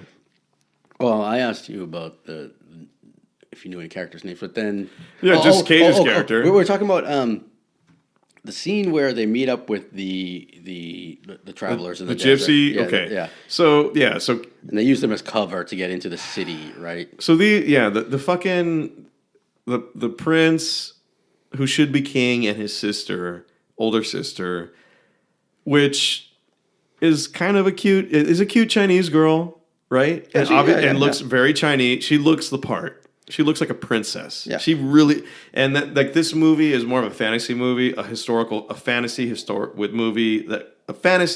movie with some historical context to it. Yeah, but it's fantasy. Even though they're traveling through the mountains and the desert and the woods, her makeup always looks very nice. And it's very much fantasy. Yeah. Fantasy tropes like hero anti-hero princess, and this girl is the princess, and she happens to be a Chinese princess. Yeah. And her brother, which is the king to be, the rightful king, looks like a Filipino dude. Yeah. And his older brother, That really bothered you, right? The whole. it didn't bother me. It was just very noticeable. Yeah. It was like, this guy does not look Chinese at all. And I maybe it had something to do with the fact that it was a mixed cast, because obviously it's a, Filipinos aren't Western, but Cage and Christensen and the first part of the movie was. Well, we don't know if he's Filipino or not. I haven't looked that up. No, but one thing I mentioned to you is that, and you agreed on this, like royalty, Chinese royalty back at that time, and this is not a racist comment at all. This is just fact. They, being light skinned was a sign of royalty because it meant that you didn't work in the fields. Right. So if you were royalty in 12th century China, you were going to be a very light skinned, fair skinned person.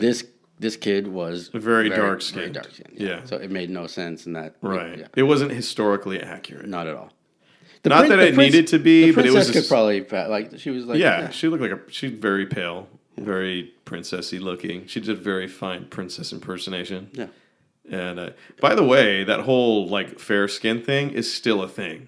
Yeah. Yeah, it doesn't mean royalty anymore. It's just something that they prefer there. Like that's just they like being light skinned over there. Okay. It's not the case in Japan. No? Well, there's a whole.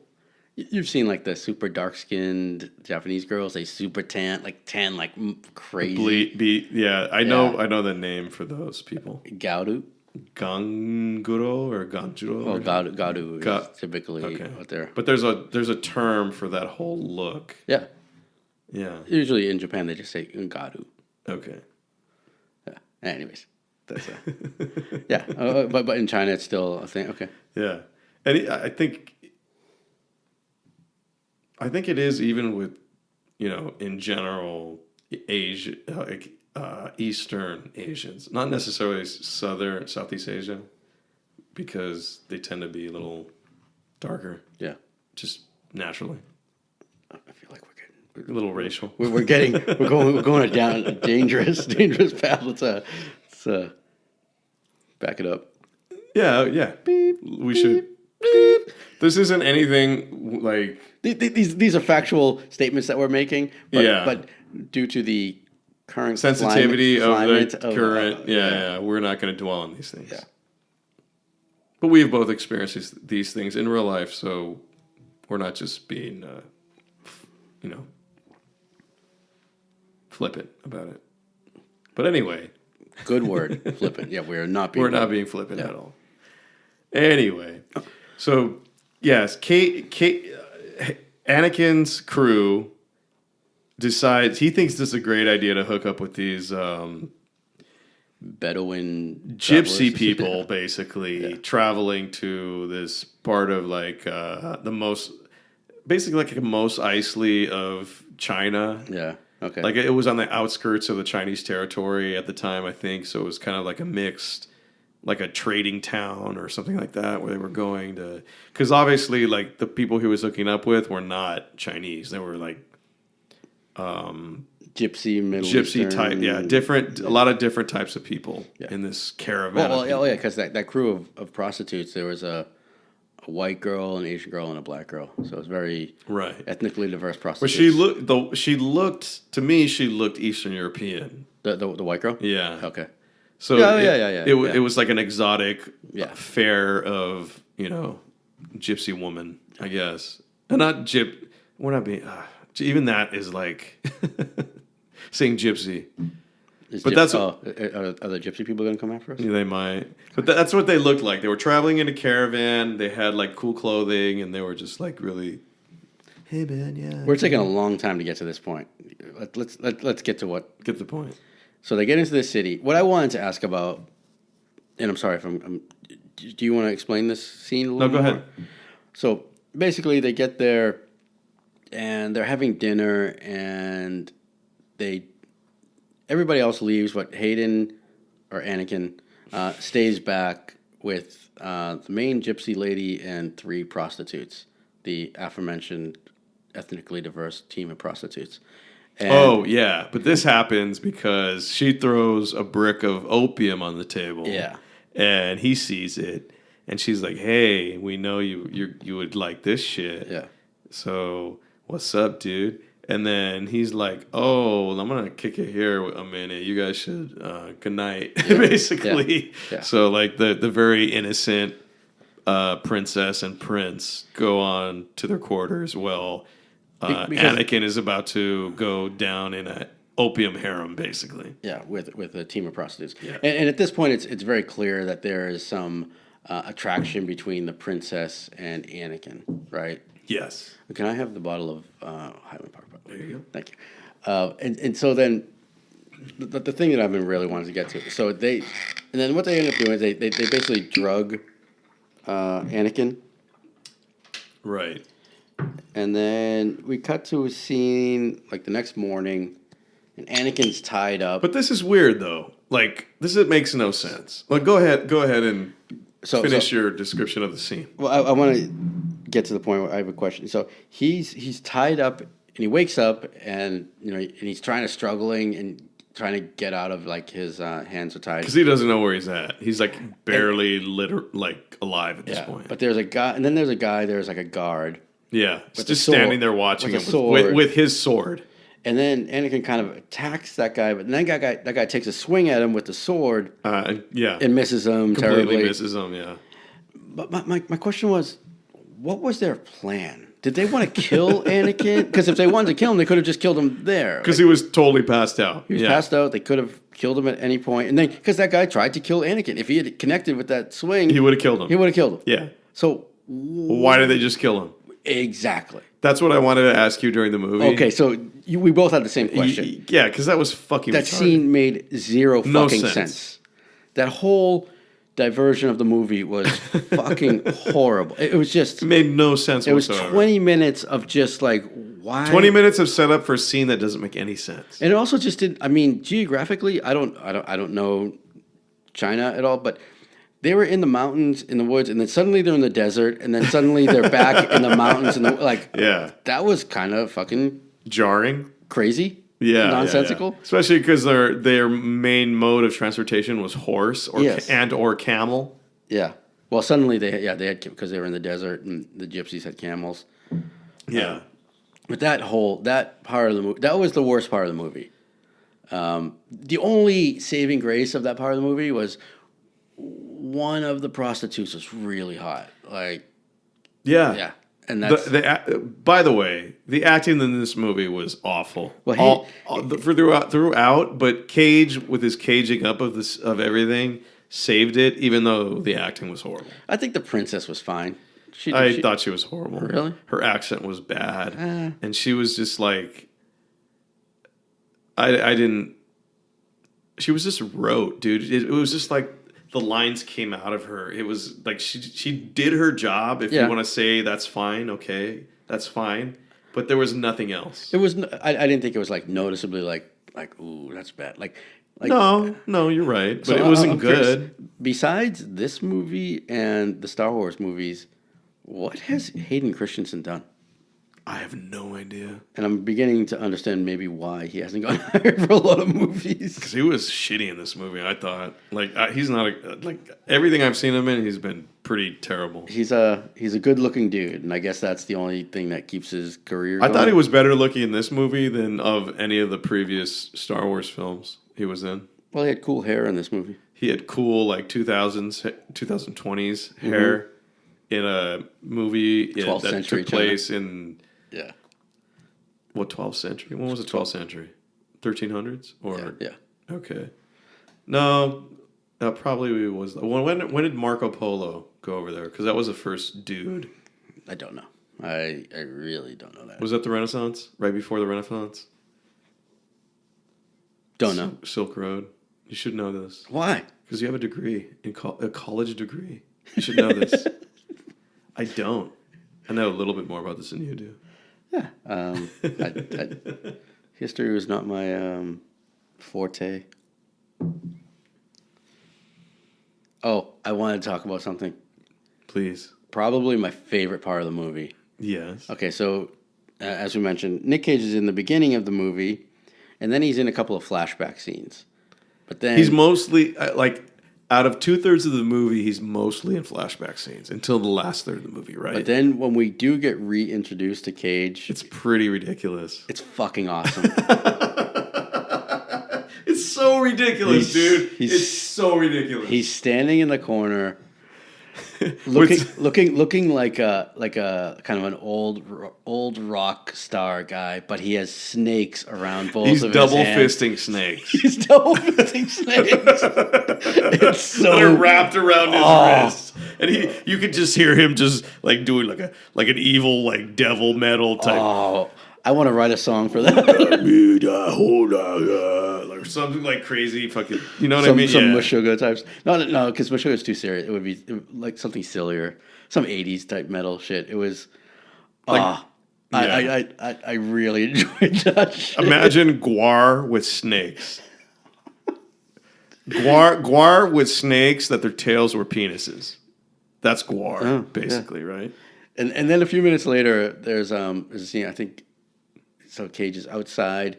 And he's wearing a very silly hat. He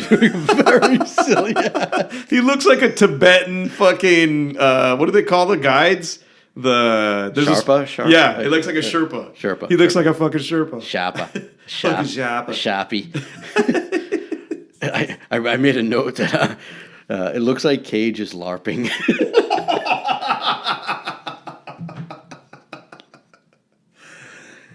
Dude, what was he? He was doing like a super caged up Shakespearean like British accent, right? It sounded so bad. It was so over the top. It was so bad. I loved it. I know you did. But it was fucking horrible. It was so entertaining. And he was barely trying. It's the best part of the movie. It is the best part because it's the silliest part, and that's the only redeeming shit about this movie is the silliness of it. Well, there was a point when we were watching this movie, and I mentioned to you, like, I was like, so we've discussed, and it's kind of well known. I think Cage has an attraction to Asian women. Yes. So I'm wondering, did he just do this movie so he could just go to China and smash? I wouldn't be surprised. He's like, let me just put it that way. You'll pay me this amount of money, and I'm just gonna go. Hook up. I will say, like, this movie looked pretty good. It looked great. It looked great. Like the production value, like all like the costumes, the sets, the fucking very ornate. All of that was top notch. Like that palace, we only saw one room in the palace, but yeah, it was very ornate. Like that. But the location shots were good. Those were all good. Yeah. The main set shots were great. Like the Crusade shots were really good. It looked like they were in a palace in, wherever the Crusades were, somewhere in the Middle East. Yeah, there was definitely a lot of money behind this movie. The Arabian Prince, that guy's armor was really cool looking. It looked real. The armor in this movie was the costumes were really convincing, right? Like they looked good. I think we both commented on that the movie. It didn't look shitty. No. It looked like a movie that had a lot of money behind it. But everything else was pretty shitty. Well, the script was just uninteresting. Yeah. Very by the numbers, kind of generic. Not as bad as Pay the Ghost. Well, Pay the Ghost it didn't make sense. Yeah. It was just, there was a lot of holes in that movie. This one, it was very simple, so they couldn't fuck it up. It was very simplistic. Except for that whole scene, that diversion where they, with the gypsies, like that just, I don't know why they threw that in there. That maybe just needs to add something to, or the director just wanted, hey, let's go shoot something in the desert. Yeah. And this movie was only an hour and a half, but it felt like it was a 3-hour movie. That's how bad this movie was. Like, the pacing was so off, it just felt way longer than it was. And so, I'm gonna correct you. It was an hour and 40 minutes. Oh, my bad. But 10 minutes longer. And that, I would say, it was probably half of that were fight scenes, right? Probably, yeah. And then then another 40% were probably just them riding on horses through whatever. There was a lot of extended scenes that didn't have to be extended at all. It was just a lot of just extending of stuff for no reason. This could have been a 1 hour like TV episode. Yeah, basically, yeah, it right? could have.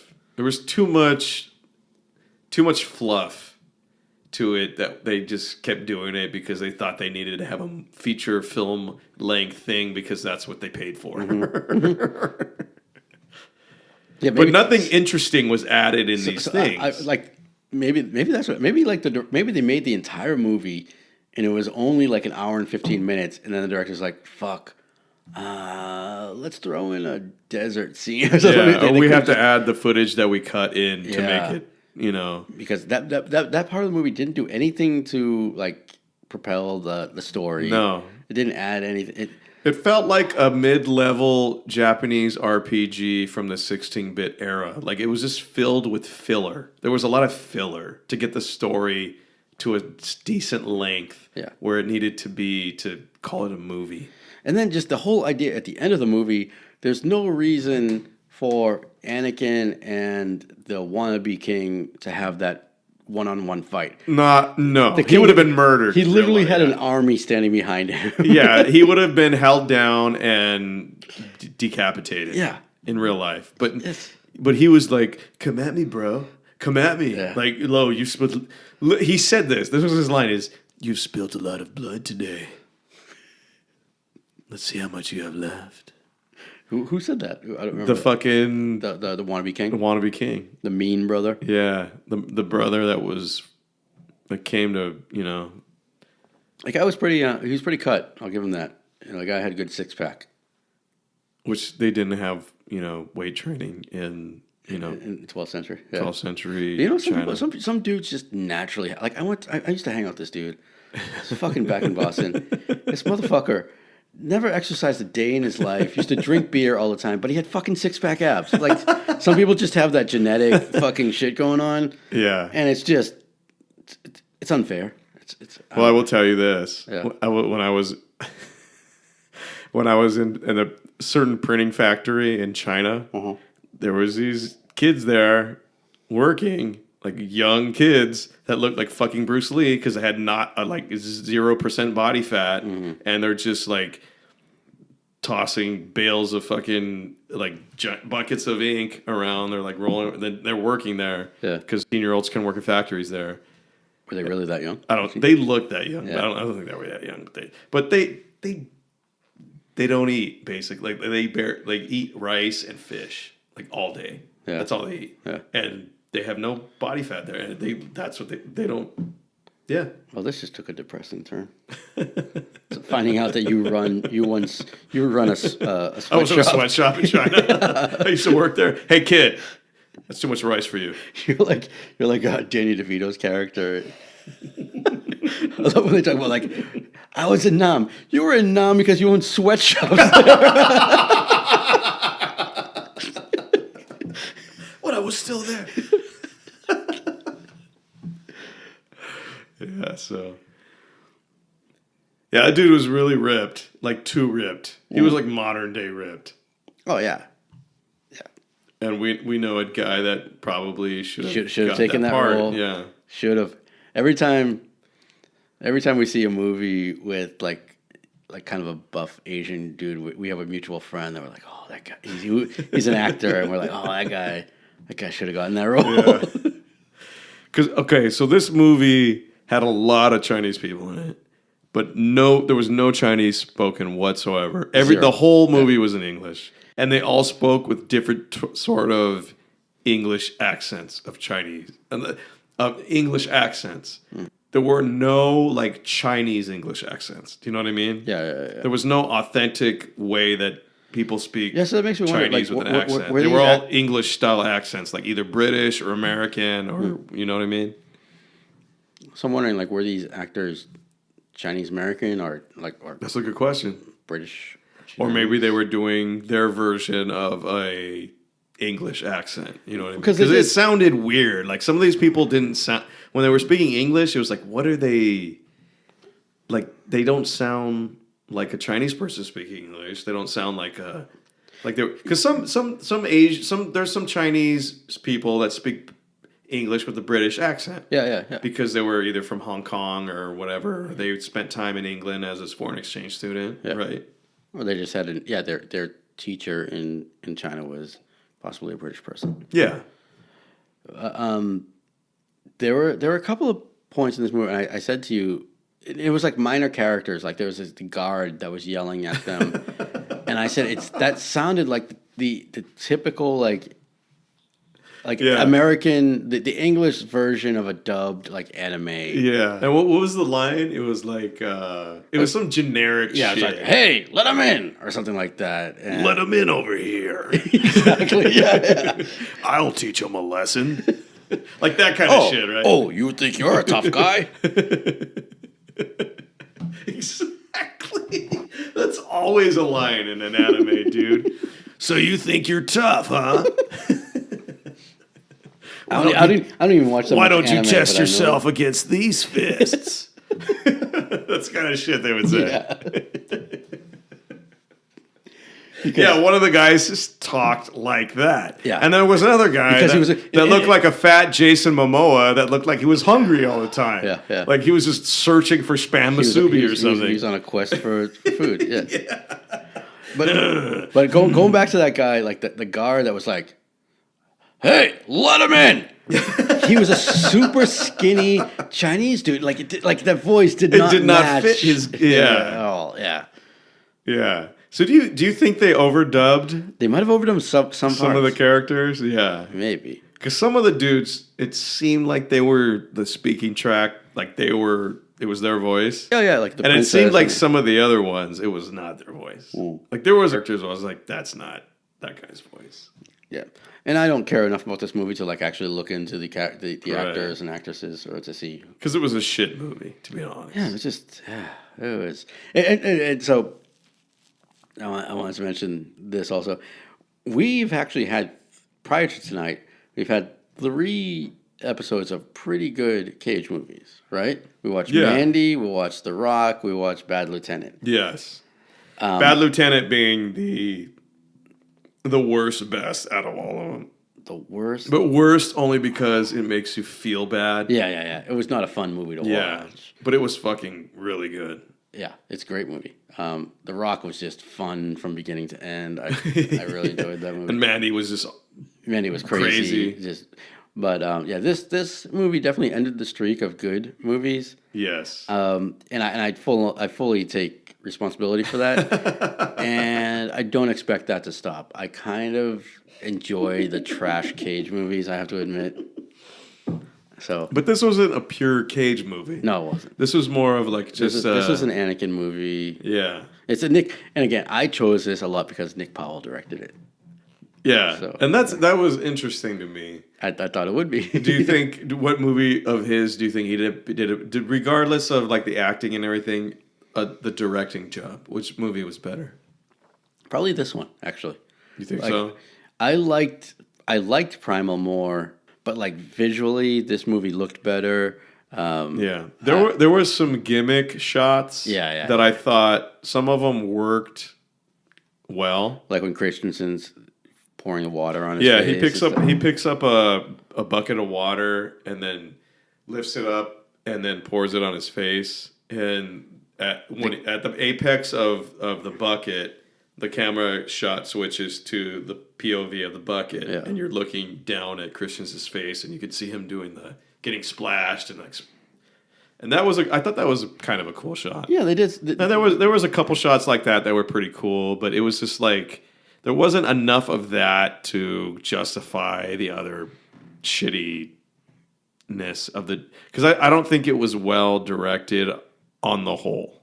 Well, I don't know how much, and I don't know enough about filmmaking to really say, but I don't think Nick Powell wrote. Well, this. yeah, that's a good question because like who set up the fight scenes and who set up that was probably the stunt coordinator, right? And probably Nick Powell probably had a lot to say about that.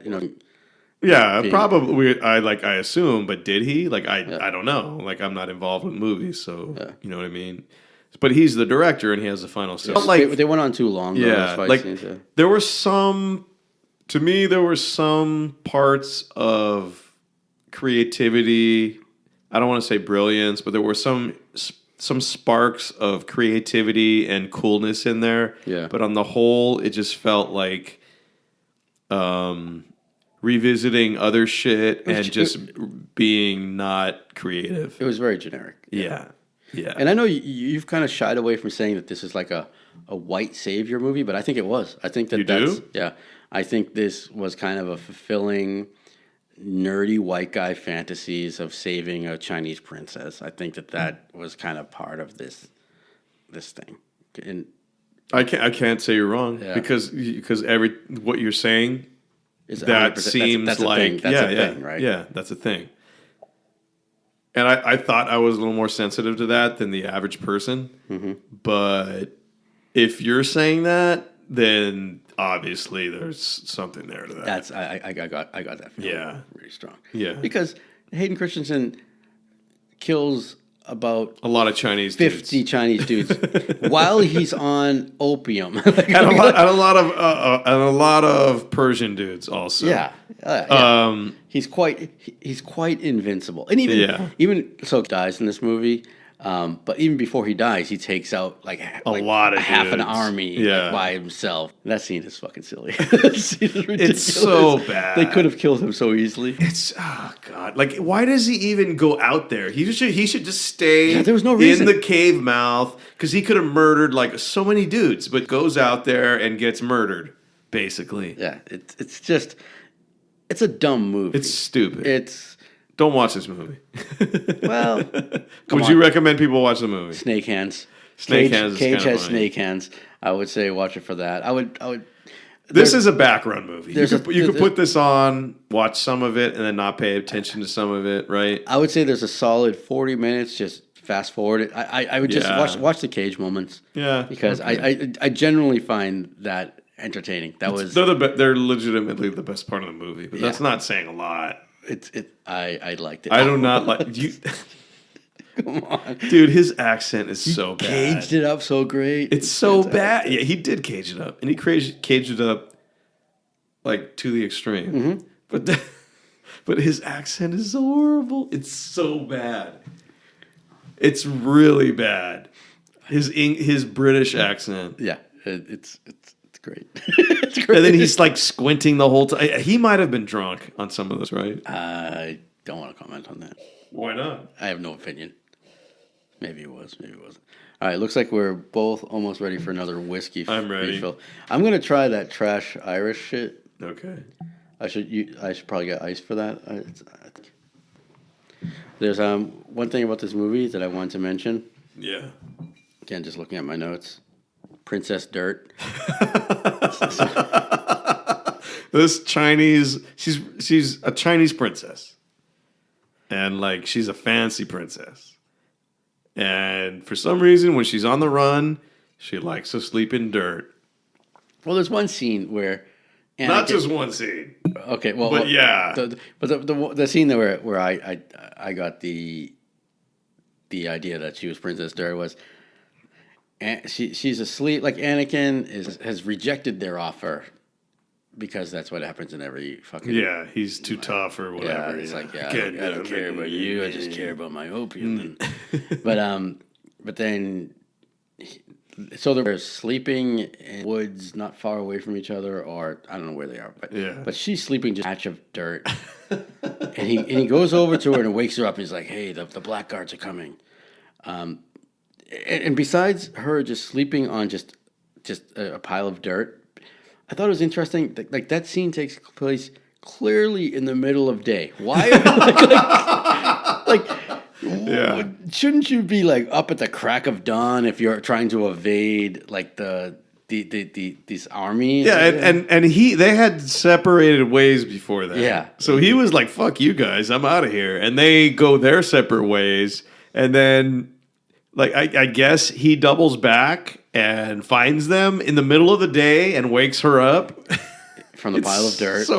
But the sister, his like Anakin's, love interest, sleeps, the very cute princess is just sleeping on a pile of sleeps dirt. in dirt, and she has a elaborate white cloak that has this very fancy pattern work embroidered in it, and it's just elaborate. It's very elaborate and very nice looking. Well, I think that is never stained whatsoever. Not even a speck of blood on this thing. Yeah. I think, as I said to you at some point during the movie, like her cloak looks like when you put the hood on, you should become invisible. It's Disney princess cloak level shit. Yeah, it's quite elaborate. Yes, it's lovely. Right. So, are you drinking the Japanese whiskey now, or what are you doing? No, I'm on my last of the Highland Park. Okay, because I'm really curious what your opinion of the. I'm gonna drink that after this last drink. Yeah. But yeah, like there were so many parts of this movie that were so bad, dude. Unnecessary, it was dragged. Every scene seemed like it just went on too long. Just the whole pace of the story was just haphazard and just was bad. The acting was horrible. I disagree with you about the acting. I thought it wasn't that bad. Really?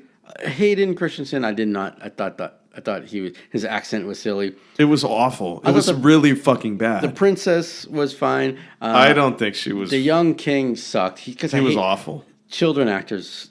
Movies. Okay, 2 out of 3 already are against you. So, but Cage was awesome. Cage should have gotten an Oscar for this movie. Well, he was awesome in the way that we like, but that doesn't mean he was good. In the annual KGs, he would definitely get KGs. He would have won he would have won a KG for this one. He definitely would have won a KG. KG, that's brilliant. That's so good. That's awesome. Yeah, he KG'd it in this one, dude. I thought Anakin was awful in this. Made no sense. It was barely an accent. Yeah. It sounded like he was drunk whenever. That's a cat chasing her toy in the background. It sounded like he was drunk, even when he was not supposed to be drunk. Okay. Yeah, I didn't think the acting was as bad as you thought. It wasn't good. I thought the acting in Primal was better. Probably. One other thing I was looking at. Yeah, please. In my notes here. Yeah. I thought this is a really dumbass part of the movie. Like, there's of a movie full of dumbass parts. Remember they do like a couple of flashbacks where Anakin is a kid and like Cage is teaching him. In the flashbacks, the little kid version of Anakin had the same haircut as the modern day version of Anakin. And I was just like, does the director think that the audience is so stupid that we're not going to know it's the same? Like, he has to do that so that we know it's the same character? Or like that's just... Yeah, because what are the chances, right? His haircut in general looked like a modern haircut, dude. Like, these people had been through the forest, the mountains, the desert. Basically, he had like a shaved, the sides and the back of it shaved, and then the kind of top of his hair was still there, but it kind of was like not faux hawked, but it was kind of coiffed back with product, right? Yeah. I'm sorry. And that's how it looked. And there's no way it would have been like that in that time period. Obviously. And it wouldn't, because, like, he is like, when we see him, he's this opioid addict, like, at a bar. But his hair had clearly just been trimmed a couple of days ago, right? Yeah. Like, so he's still getting regular haircuts. This movie probably was the least fun of all the movies we've seen about it. But this movie was like just like mad bad. It was just like, get this over with. Yeah. I don't even want to talk about this anymore. I just want to get it fucking over with because it's just, okay. It didn't make me angry enough to like. You didn't like have to anger whiskey. Yeah. Or anything like that. There was no passion of anger there. It was just like. Passion of anger. It was just like, it was just like milk toast anger. It was just like, it's just there. Yeah, and then okay, I did want to ask about one thing. We talked about a little bit while we were watching the movie. Yeah. So Nic Cage has like a scar over his eye, which probably would have deserved an eye patch. Do you think this is like a Nic Cage like like he made this decision on the set. He's like, That's hey, a good hey, question. Hey, I think I should have this scar. I can't do a Nic Cage impression because I don't know what Nic Cage like Rick actually sounds like as a human because I've only heard him. Wow. And then his accent in this movie was just ridiculous. Yeah. But like he's just squinting out of one eye. It seems like he's squinting out of one eye, but Yeah. eventually we find out that he had been blinded in that eye because he'd been slashed, and hence the scar. But you can't see that the eye is damaged because he's just basically squinting all the time, which makes no sense. If the eye was a dead eye, there would be no pain in the eye, right? So it'd kind of just be there. And he should have been wearing a patch. Yeah. He should have been wearing a patch, yeah. At least to let the audience know that eye, he couldn't see out of it anymore because it looked like he was just drunkenly squinting the whole time because his character was drunk the whole time to kill the pain, right? Yeah. So it just looked like he was just squinting drunkenly. Yeah. It didn't look like he had been blinded in that eye. He had to explain that he was blind, which is you're not supposed to do in movies. It's bad if you have to explain that shit. That's why I kind of got this impression that like that wasn't in the script and Cage showed up to the set. It's like, you think so? Hey, I think it would be cool if I had a scar, if I had like an eye. You think? Yeah. You know, I could see that. I could totally see that happening. Yeah. And then Nick Powell was like, "Yeah, okay, Nick. Yeah, let's go with that. Okay. Oh, so you guys heard that? Like he's blind now in this eye. So just go with it. Just roll. Let's do it. Come on, guys." Yeah. But they did have. I think I mentioned to you during the movie, they had good makeup. Like there's a scene when the scene when Nic Cage dies, like he has this gash in his face. It looks great. Like that. Everything looked good in this movie. Like the costumes were great. All the props were great. The sets were great. The locations were fucking awesome. were fucking cool. It looked like a big budget production. Like the production value was high on this movie. It was just everything else was shit. They forgot to spend money on a script. Yeah. The script was terrible. It's like the story was just stupid. Didn't make any sense. It was just boring. Yeah, it was just that's what it was. Yeah. The music was like a generic mix of Chinese music with orchestrated score music. I'm going to go ahead and say it was a Western composer that made an effort to incorporate some Chinese sounding. Yeah. That's what it sounded like. Yeah. I don't. The music wasn't like distractingly bad. No, it was just there. It was just there. Everything about this movie was just there. The directing was there. There was a couple like interesting shots that they tried to do, but it didn't feel like they were trying to do something different. It was just like, oh, there was a couple cool shots thrown in there. Mm-hmm. One feeling I got from this movie, especially before Cage showed up, there was like a point of like for 45 minutes where it felt like an episode of like Xena or something like that. It was narratively, that's what it was. It was a Xena quality narrative. Yeah. Like we have to go save this dude and like go to these bandits to save us because the evil brother killed the king, and that's exactly what it was. That's exactly what happened. Yeah, and I think I've seen like 2 episodes of Xena, but it felt like a Xena episode. Yeah, it was a Hercules, the legendary. Yeah, so yeah, or Xena Warrior Princess quality story. 90s syndicated, like all those fantasy shows became kind of a big deal. Yeah, right. Let me bring.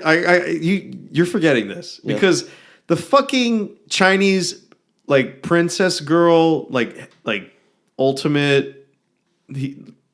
Anakin is in love with her, and like this awesome Chinese princess girl. She gets stabbed at the end of the movie. Yes, in the gut, as right in the chest, right? As our favorite comic Norm would say, right in the belly, right in the belly, like a giant sword right in the belly. Yeah, like through. I believe through her back. But I can't. dude, confirm like that. it's pretty. She gets stabbed in the Yeah, fucking belly, it's a significant. and then 3 days later, she's fine. Anakin had been shot by multiple Arrows. He had been stabbed himself, and they're both up. 3 days later, they're both up. Like he's riding a horse. They're both riding horses. And no, not with you would be suffering internal bleeding. not with 12th century medicine. No, Yeah, that was pretty dumb.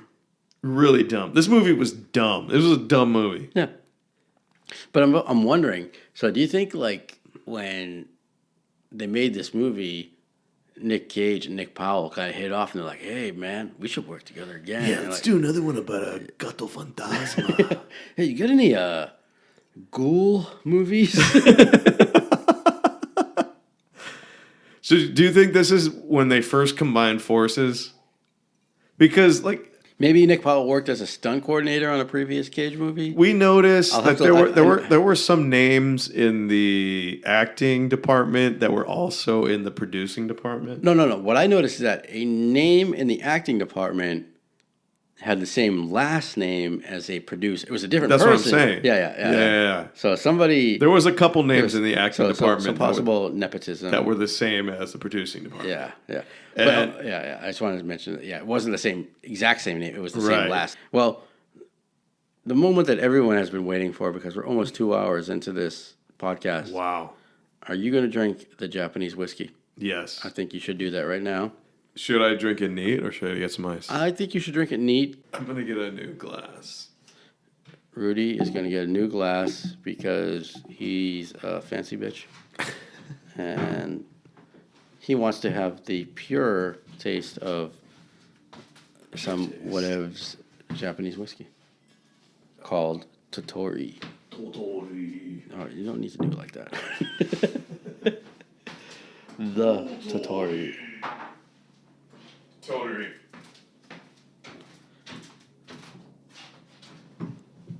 And I'm drinking the Irish stuff, which What do you think about that? unremarkable. Yeah.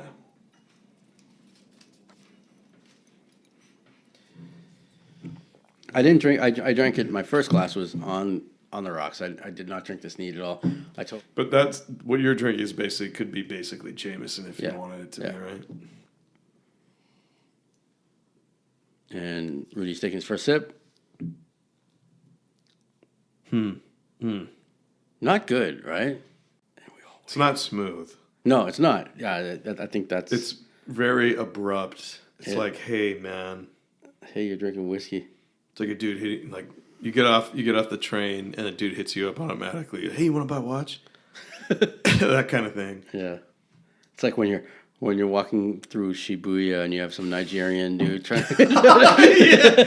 Do you like girls, my brother? Do you like girls? I got the best place for you. He's rocking a Yankees hat. You like G-Dog, my favorite player. I think we both have experienced Oh, that.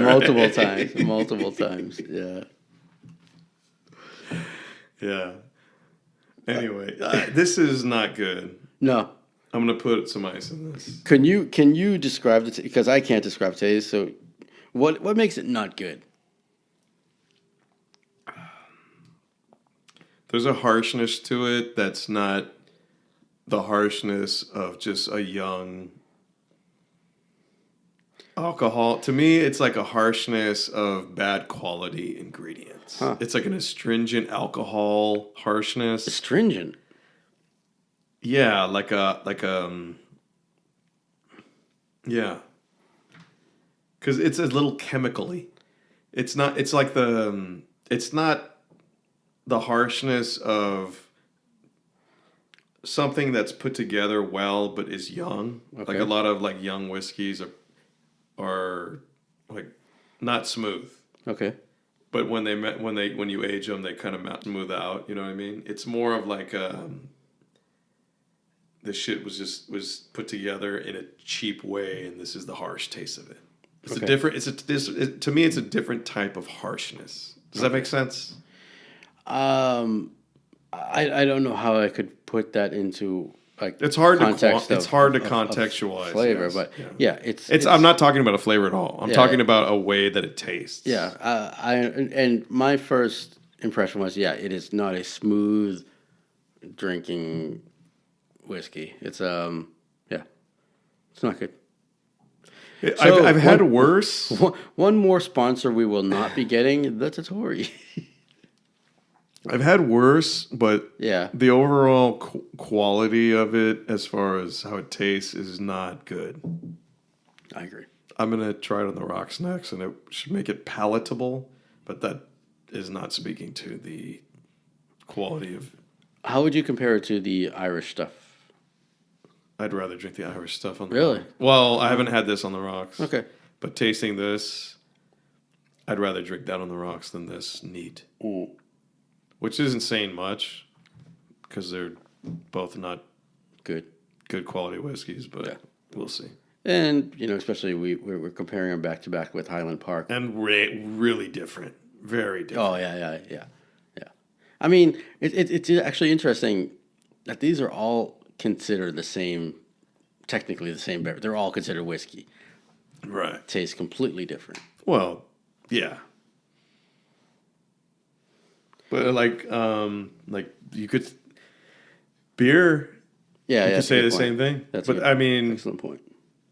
it's not the same thing, but I guess is beer more varied than whiskey is? Probably. Now that you mention that, because come on, compare a fucking Coors Light, which is technically a beer, Yeah. or I consider it water heavy, but compare that to Golden Drac. a Stone IPA or something like that, or like a heavy Belgian. I mean, it's it's a different world, man. Yeah. Do we have anything else to say about this movie? I don't think. Don't watch it. There's no need to watch this movie. Watch the Cage. It's free on Prime.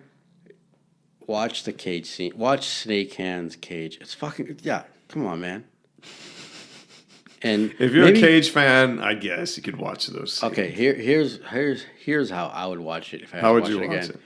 I would jump to the Cage parts, turn the volume off, and blast heavy metal and watch it. Because that's what his scenes look like. It Like would be metal fucking- video scenes. That could actually be kind of awesome. That actually would look pretty good, probably. That would. You're right. Do that instead. Yeah. Did you like this movie? No.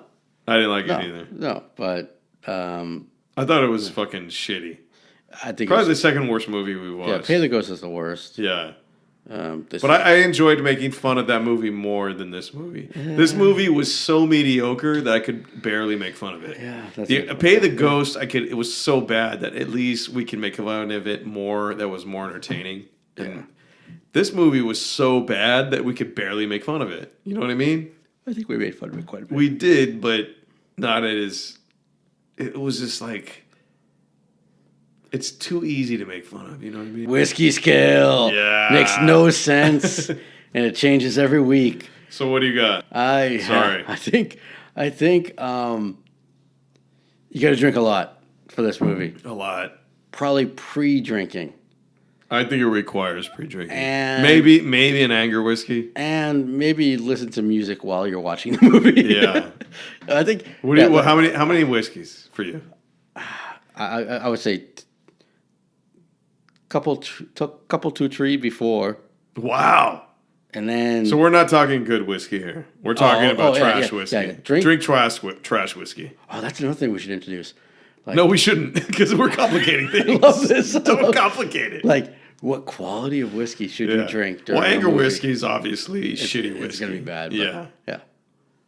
Because like Bad Lieutenant, you should probably drink like some decent stuff. during Yeah, I Bad think Lieutenant. so, yeah. And The Rock, maybe you would drink some. On The Rock. Is he rocking? Z-Rockin'. Okay, I'm not gonna do it. But this movie, The Rock, are you talking about the movie The Rock? Yeah. Yeah, well, I thought you meant drinking whiskey on Z-Rock. Oh no, I meant the movie The Rock. Yeah, you could drink some good whiskey or some less The good Rock. whiskey. The Rock might be a good beer movie. I think actually, Beer and whiskey, because it's a long movie. it's a long movie, but like throwing back a couple of. Mandy's a whiskey movie. Oh, fuck Whiskey yeah. and drugs. Fuck yeah. Whiskey and drugs. Yeah. Primal is bad whiskey movie. Yeah.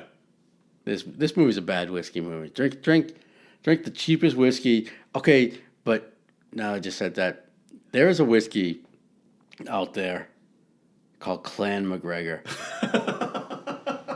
It's in a plastic bottle. It's usually served in a gallon. I would recommend not doing that. Not, and I don't. You had a friend who that was his main alcohol sustenance at one point was Clan McGregor. Right? That's how bad he was doing. He would put down a bottle, like a gallon of Clan McGregor a week. That's horrible. And I think I had a shot of it one time. Oh, and you spit it in his face? It was. This is garbage. Are you familiar with L.A. Water? The cocktail? Yeah. Yes. I've had really? a few of them. Yeah. I've never done that, but really? I assume it tastes like this. I assume it tastes like. Well, LA Water tastes like a lollipop that was melted and made in cocktail form. Okay. It's sort of like Tokyo tea, but a different kind of sweet taste. I'm thinking of something different. Okay, what are you thinking of? There's this. I don't even know if this is like an actual thing, but like bartenders would like take you know how they have like a towel on their bar sometimes? Yeah. And then they spill various alcohols on it. Yeah. And they would like squeeze that alcohol out into a drink. Oh. And then you drink that. I thought that's what an LA Water was. That's possibly it possibly could be like a slang term for that. Yeah. But there is a cocktail named LA Water. Oh, okay. I haven't had that. Yeah. I haven't had either. Well, I hope not because they're both terrible. Yeah. But yeah, the Clan McGregor, when I had that, it was. I've seen that on the bottom shelf of every place I've ever seen it. I think at our local CVS. Giant plastic. Yeah. Yeah. Like a milk carton type. A gallon of whiskey for like $10 or something. With the twist on plastic cap that has the ring. If ring is broken, do not drink. like a milk carton thing. That's so terrible. That's the worst. That fucking guy. I can't believe he used to drink that shit. That's horrible. I feel bad for him. Maybe he still does. What's the worst whiskey you used to keep? I used to keep because I never keep whiskey at home. I never. You have before. Oh, Jameson probably. Yeah. Bushmills and Jameson. I think for both of us, like pre-pandemic, I very rarely drank at home. I wouldn't say very rarely, but I did most of my drinking. I like to get drunk in public. But I kept I tried to keep a selection. You had alcohol at home. You actually had like a decent little because you have a cool little like liquor bar section. Well, I try. Yeah. Well, I mean, the bar itself is kind of cool. You don't always keep it stocked with good stuff, but yeah, exactly. But there was a point I think where you were kind of doing some stuff. And there's points where I try to keep it more stocked than not. Yeah. And I'll just go buy like whatever I'm going to drink for the week. Because I usually don't drink during the week. Occasionally, now that there is no pandemic, I'll have a drink or two during the week because there's nothing else to do. Yeah. So that's why we bought 3 bottles of whiskey. Which will last us 2 days. Actually, this will last us a while. I would never watch this movie again. No. This movie was fucking horrible, dude. Yeah. And like all the Chinese people speaking English in I'd rather them speak Chinese. Whatever language of Chinese you want to pick. And do the fucking subtitles. Yeah. And when they're interacting with Cage and the English speaking actors, go ahead and speak English. Yeah. Even the scenes in the Crusades in the beginning of the movie, because the intro was the British Crusaders against the Arabic, dudes that had, the Holy Land at that point, Israel. Even those people spoke English. Perfect English. Would have rather had them speak their native language, Yeah. if it was Arabic or whatever, No, I agree. whatever language it was, and have subtitles. It doesn't bother me to go for a level of authenticity to make the movie a better movie. I 100% agree. Yeah. It bothers me that everybody spoke English in this movie. And I didn't realize this because I haven't seen the movie in a long time, but you mentioned that Schindler's List, everybody speaks English. Yeah. That makes me totally uninterested in that. I never want to see that movie ever again. Like, 'cause I don't want to watch a movie where the German people are speaking English. There's no reason for that. Because I've watched Dark, which is fucking awesome. It's one of our favorite Fucking awesome. shows of One all of the time. best Yeah. TV series of all time. And Man in the High Castle, which is a mixed language movie, Yeah. Japanese, English, and German. And when there's German people involved, they're fucking speaking German. Yeah. And they put the subtitles. And when the German speakers are interacting with the English speakers or the Japanese speakers, they speak English, which is the common language. And when the Japanese people are speaking Japanese, they speak Japanese. And it's more authentic that way. It's more believable and it's more enjoyable. There's one instance in a recent movie where it's a German movie, but everybody speaks English. And it's fucking hilarious. It's Jojo Rabbit. But that's because they're speaking. It's like Hitler is speaking colloquial English. So that it works. That's it works hilarious. in that movie. That's hilarious. That movie is fucking great, dude. Well, yeah, that movie's hilarious. So it because that's not trying to be a serious Right. movie, and they know what they're doing. They know it's Yeah. being silly that like Hitler's using like colloquial like fucking English in that It's movie. hilarious. Yeah, like Scarlett Johansson, her German accent is not believable whatsoever. I don't even But care it's about not. that. That's not the point of the movie. It's Because the son is clearly British. oh my yeah, and it's and the German characters are like German characters, Yeah. and they're hilarious, and it's very funny. I love that movie. What's the fat kid's name? Oh, God He's damn it. so funny. He's hilarious, dude. And then what is that dude? He's really good. He was in Moon. The dude that's in Moon. Sam Rockwell. Sam Rockwell's fucking That hilarious guy in that movie. Awesome, yeah. That guy's great in He's everything. like the gay commandant, but who's in the closet still. Yeah, But yeah. he's like acting like a hard ass, like a murderer type of dude. But he's actually a nice guy. Yeah. And he wants JoJo to just have a nice life. Yeah. But he And- can't can't pretend that he wants him to have a nice life. Instead of watching Outcast, go watch Jojo Rabbit. That movie Yeah. is fucking great. Where can you watch Jojo Rabbit on? HBO Max? At this time, I think it's HBO Max. Would you say HBO Max is probably the best streaming service? I'm a besides fan of it right now. I think it's great. Netflix and HBO Max, right? Yeah. What about Amazon? There's a lot of shit on Amazon. There's a lot, like, Amazon just seems like they throw up anything. And, like, you have to do some searching. Yeah, yeah. So and I think if you're living in a first world country these days, you probably have Amazon Prime because it's just a part of life. So Yeah. it's just check it out and search for movies, and that's also where movies that are not available on other streaming networks, I will usually rent or buy from Amazon Prime. Because it's usually cheaper on Amazon Prime. It's not. It's just it's just easier for me. Oh, okay. Well, I find it usually to be cheaper on Amazon Prime, and it's easy for me. Occasionally, I'll get a movie from Vudu or another thing, but it's mostly. Do you only watch The Mandalorian on Disney, right? Yeah.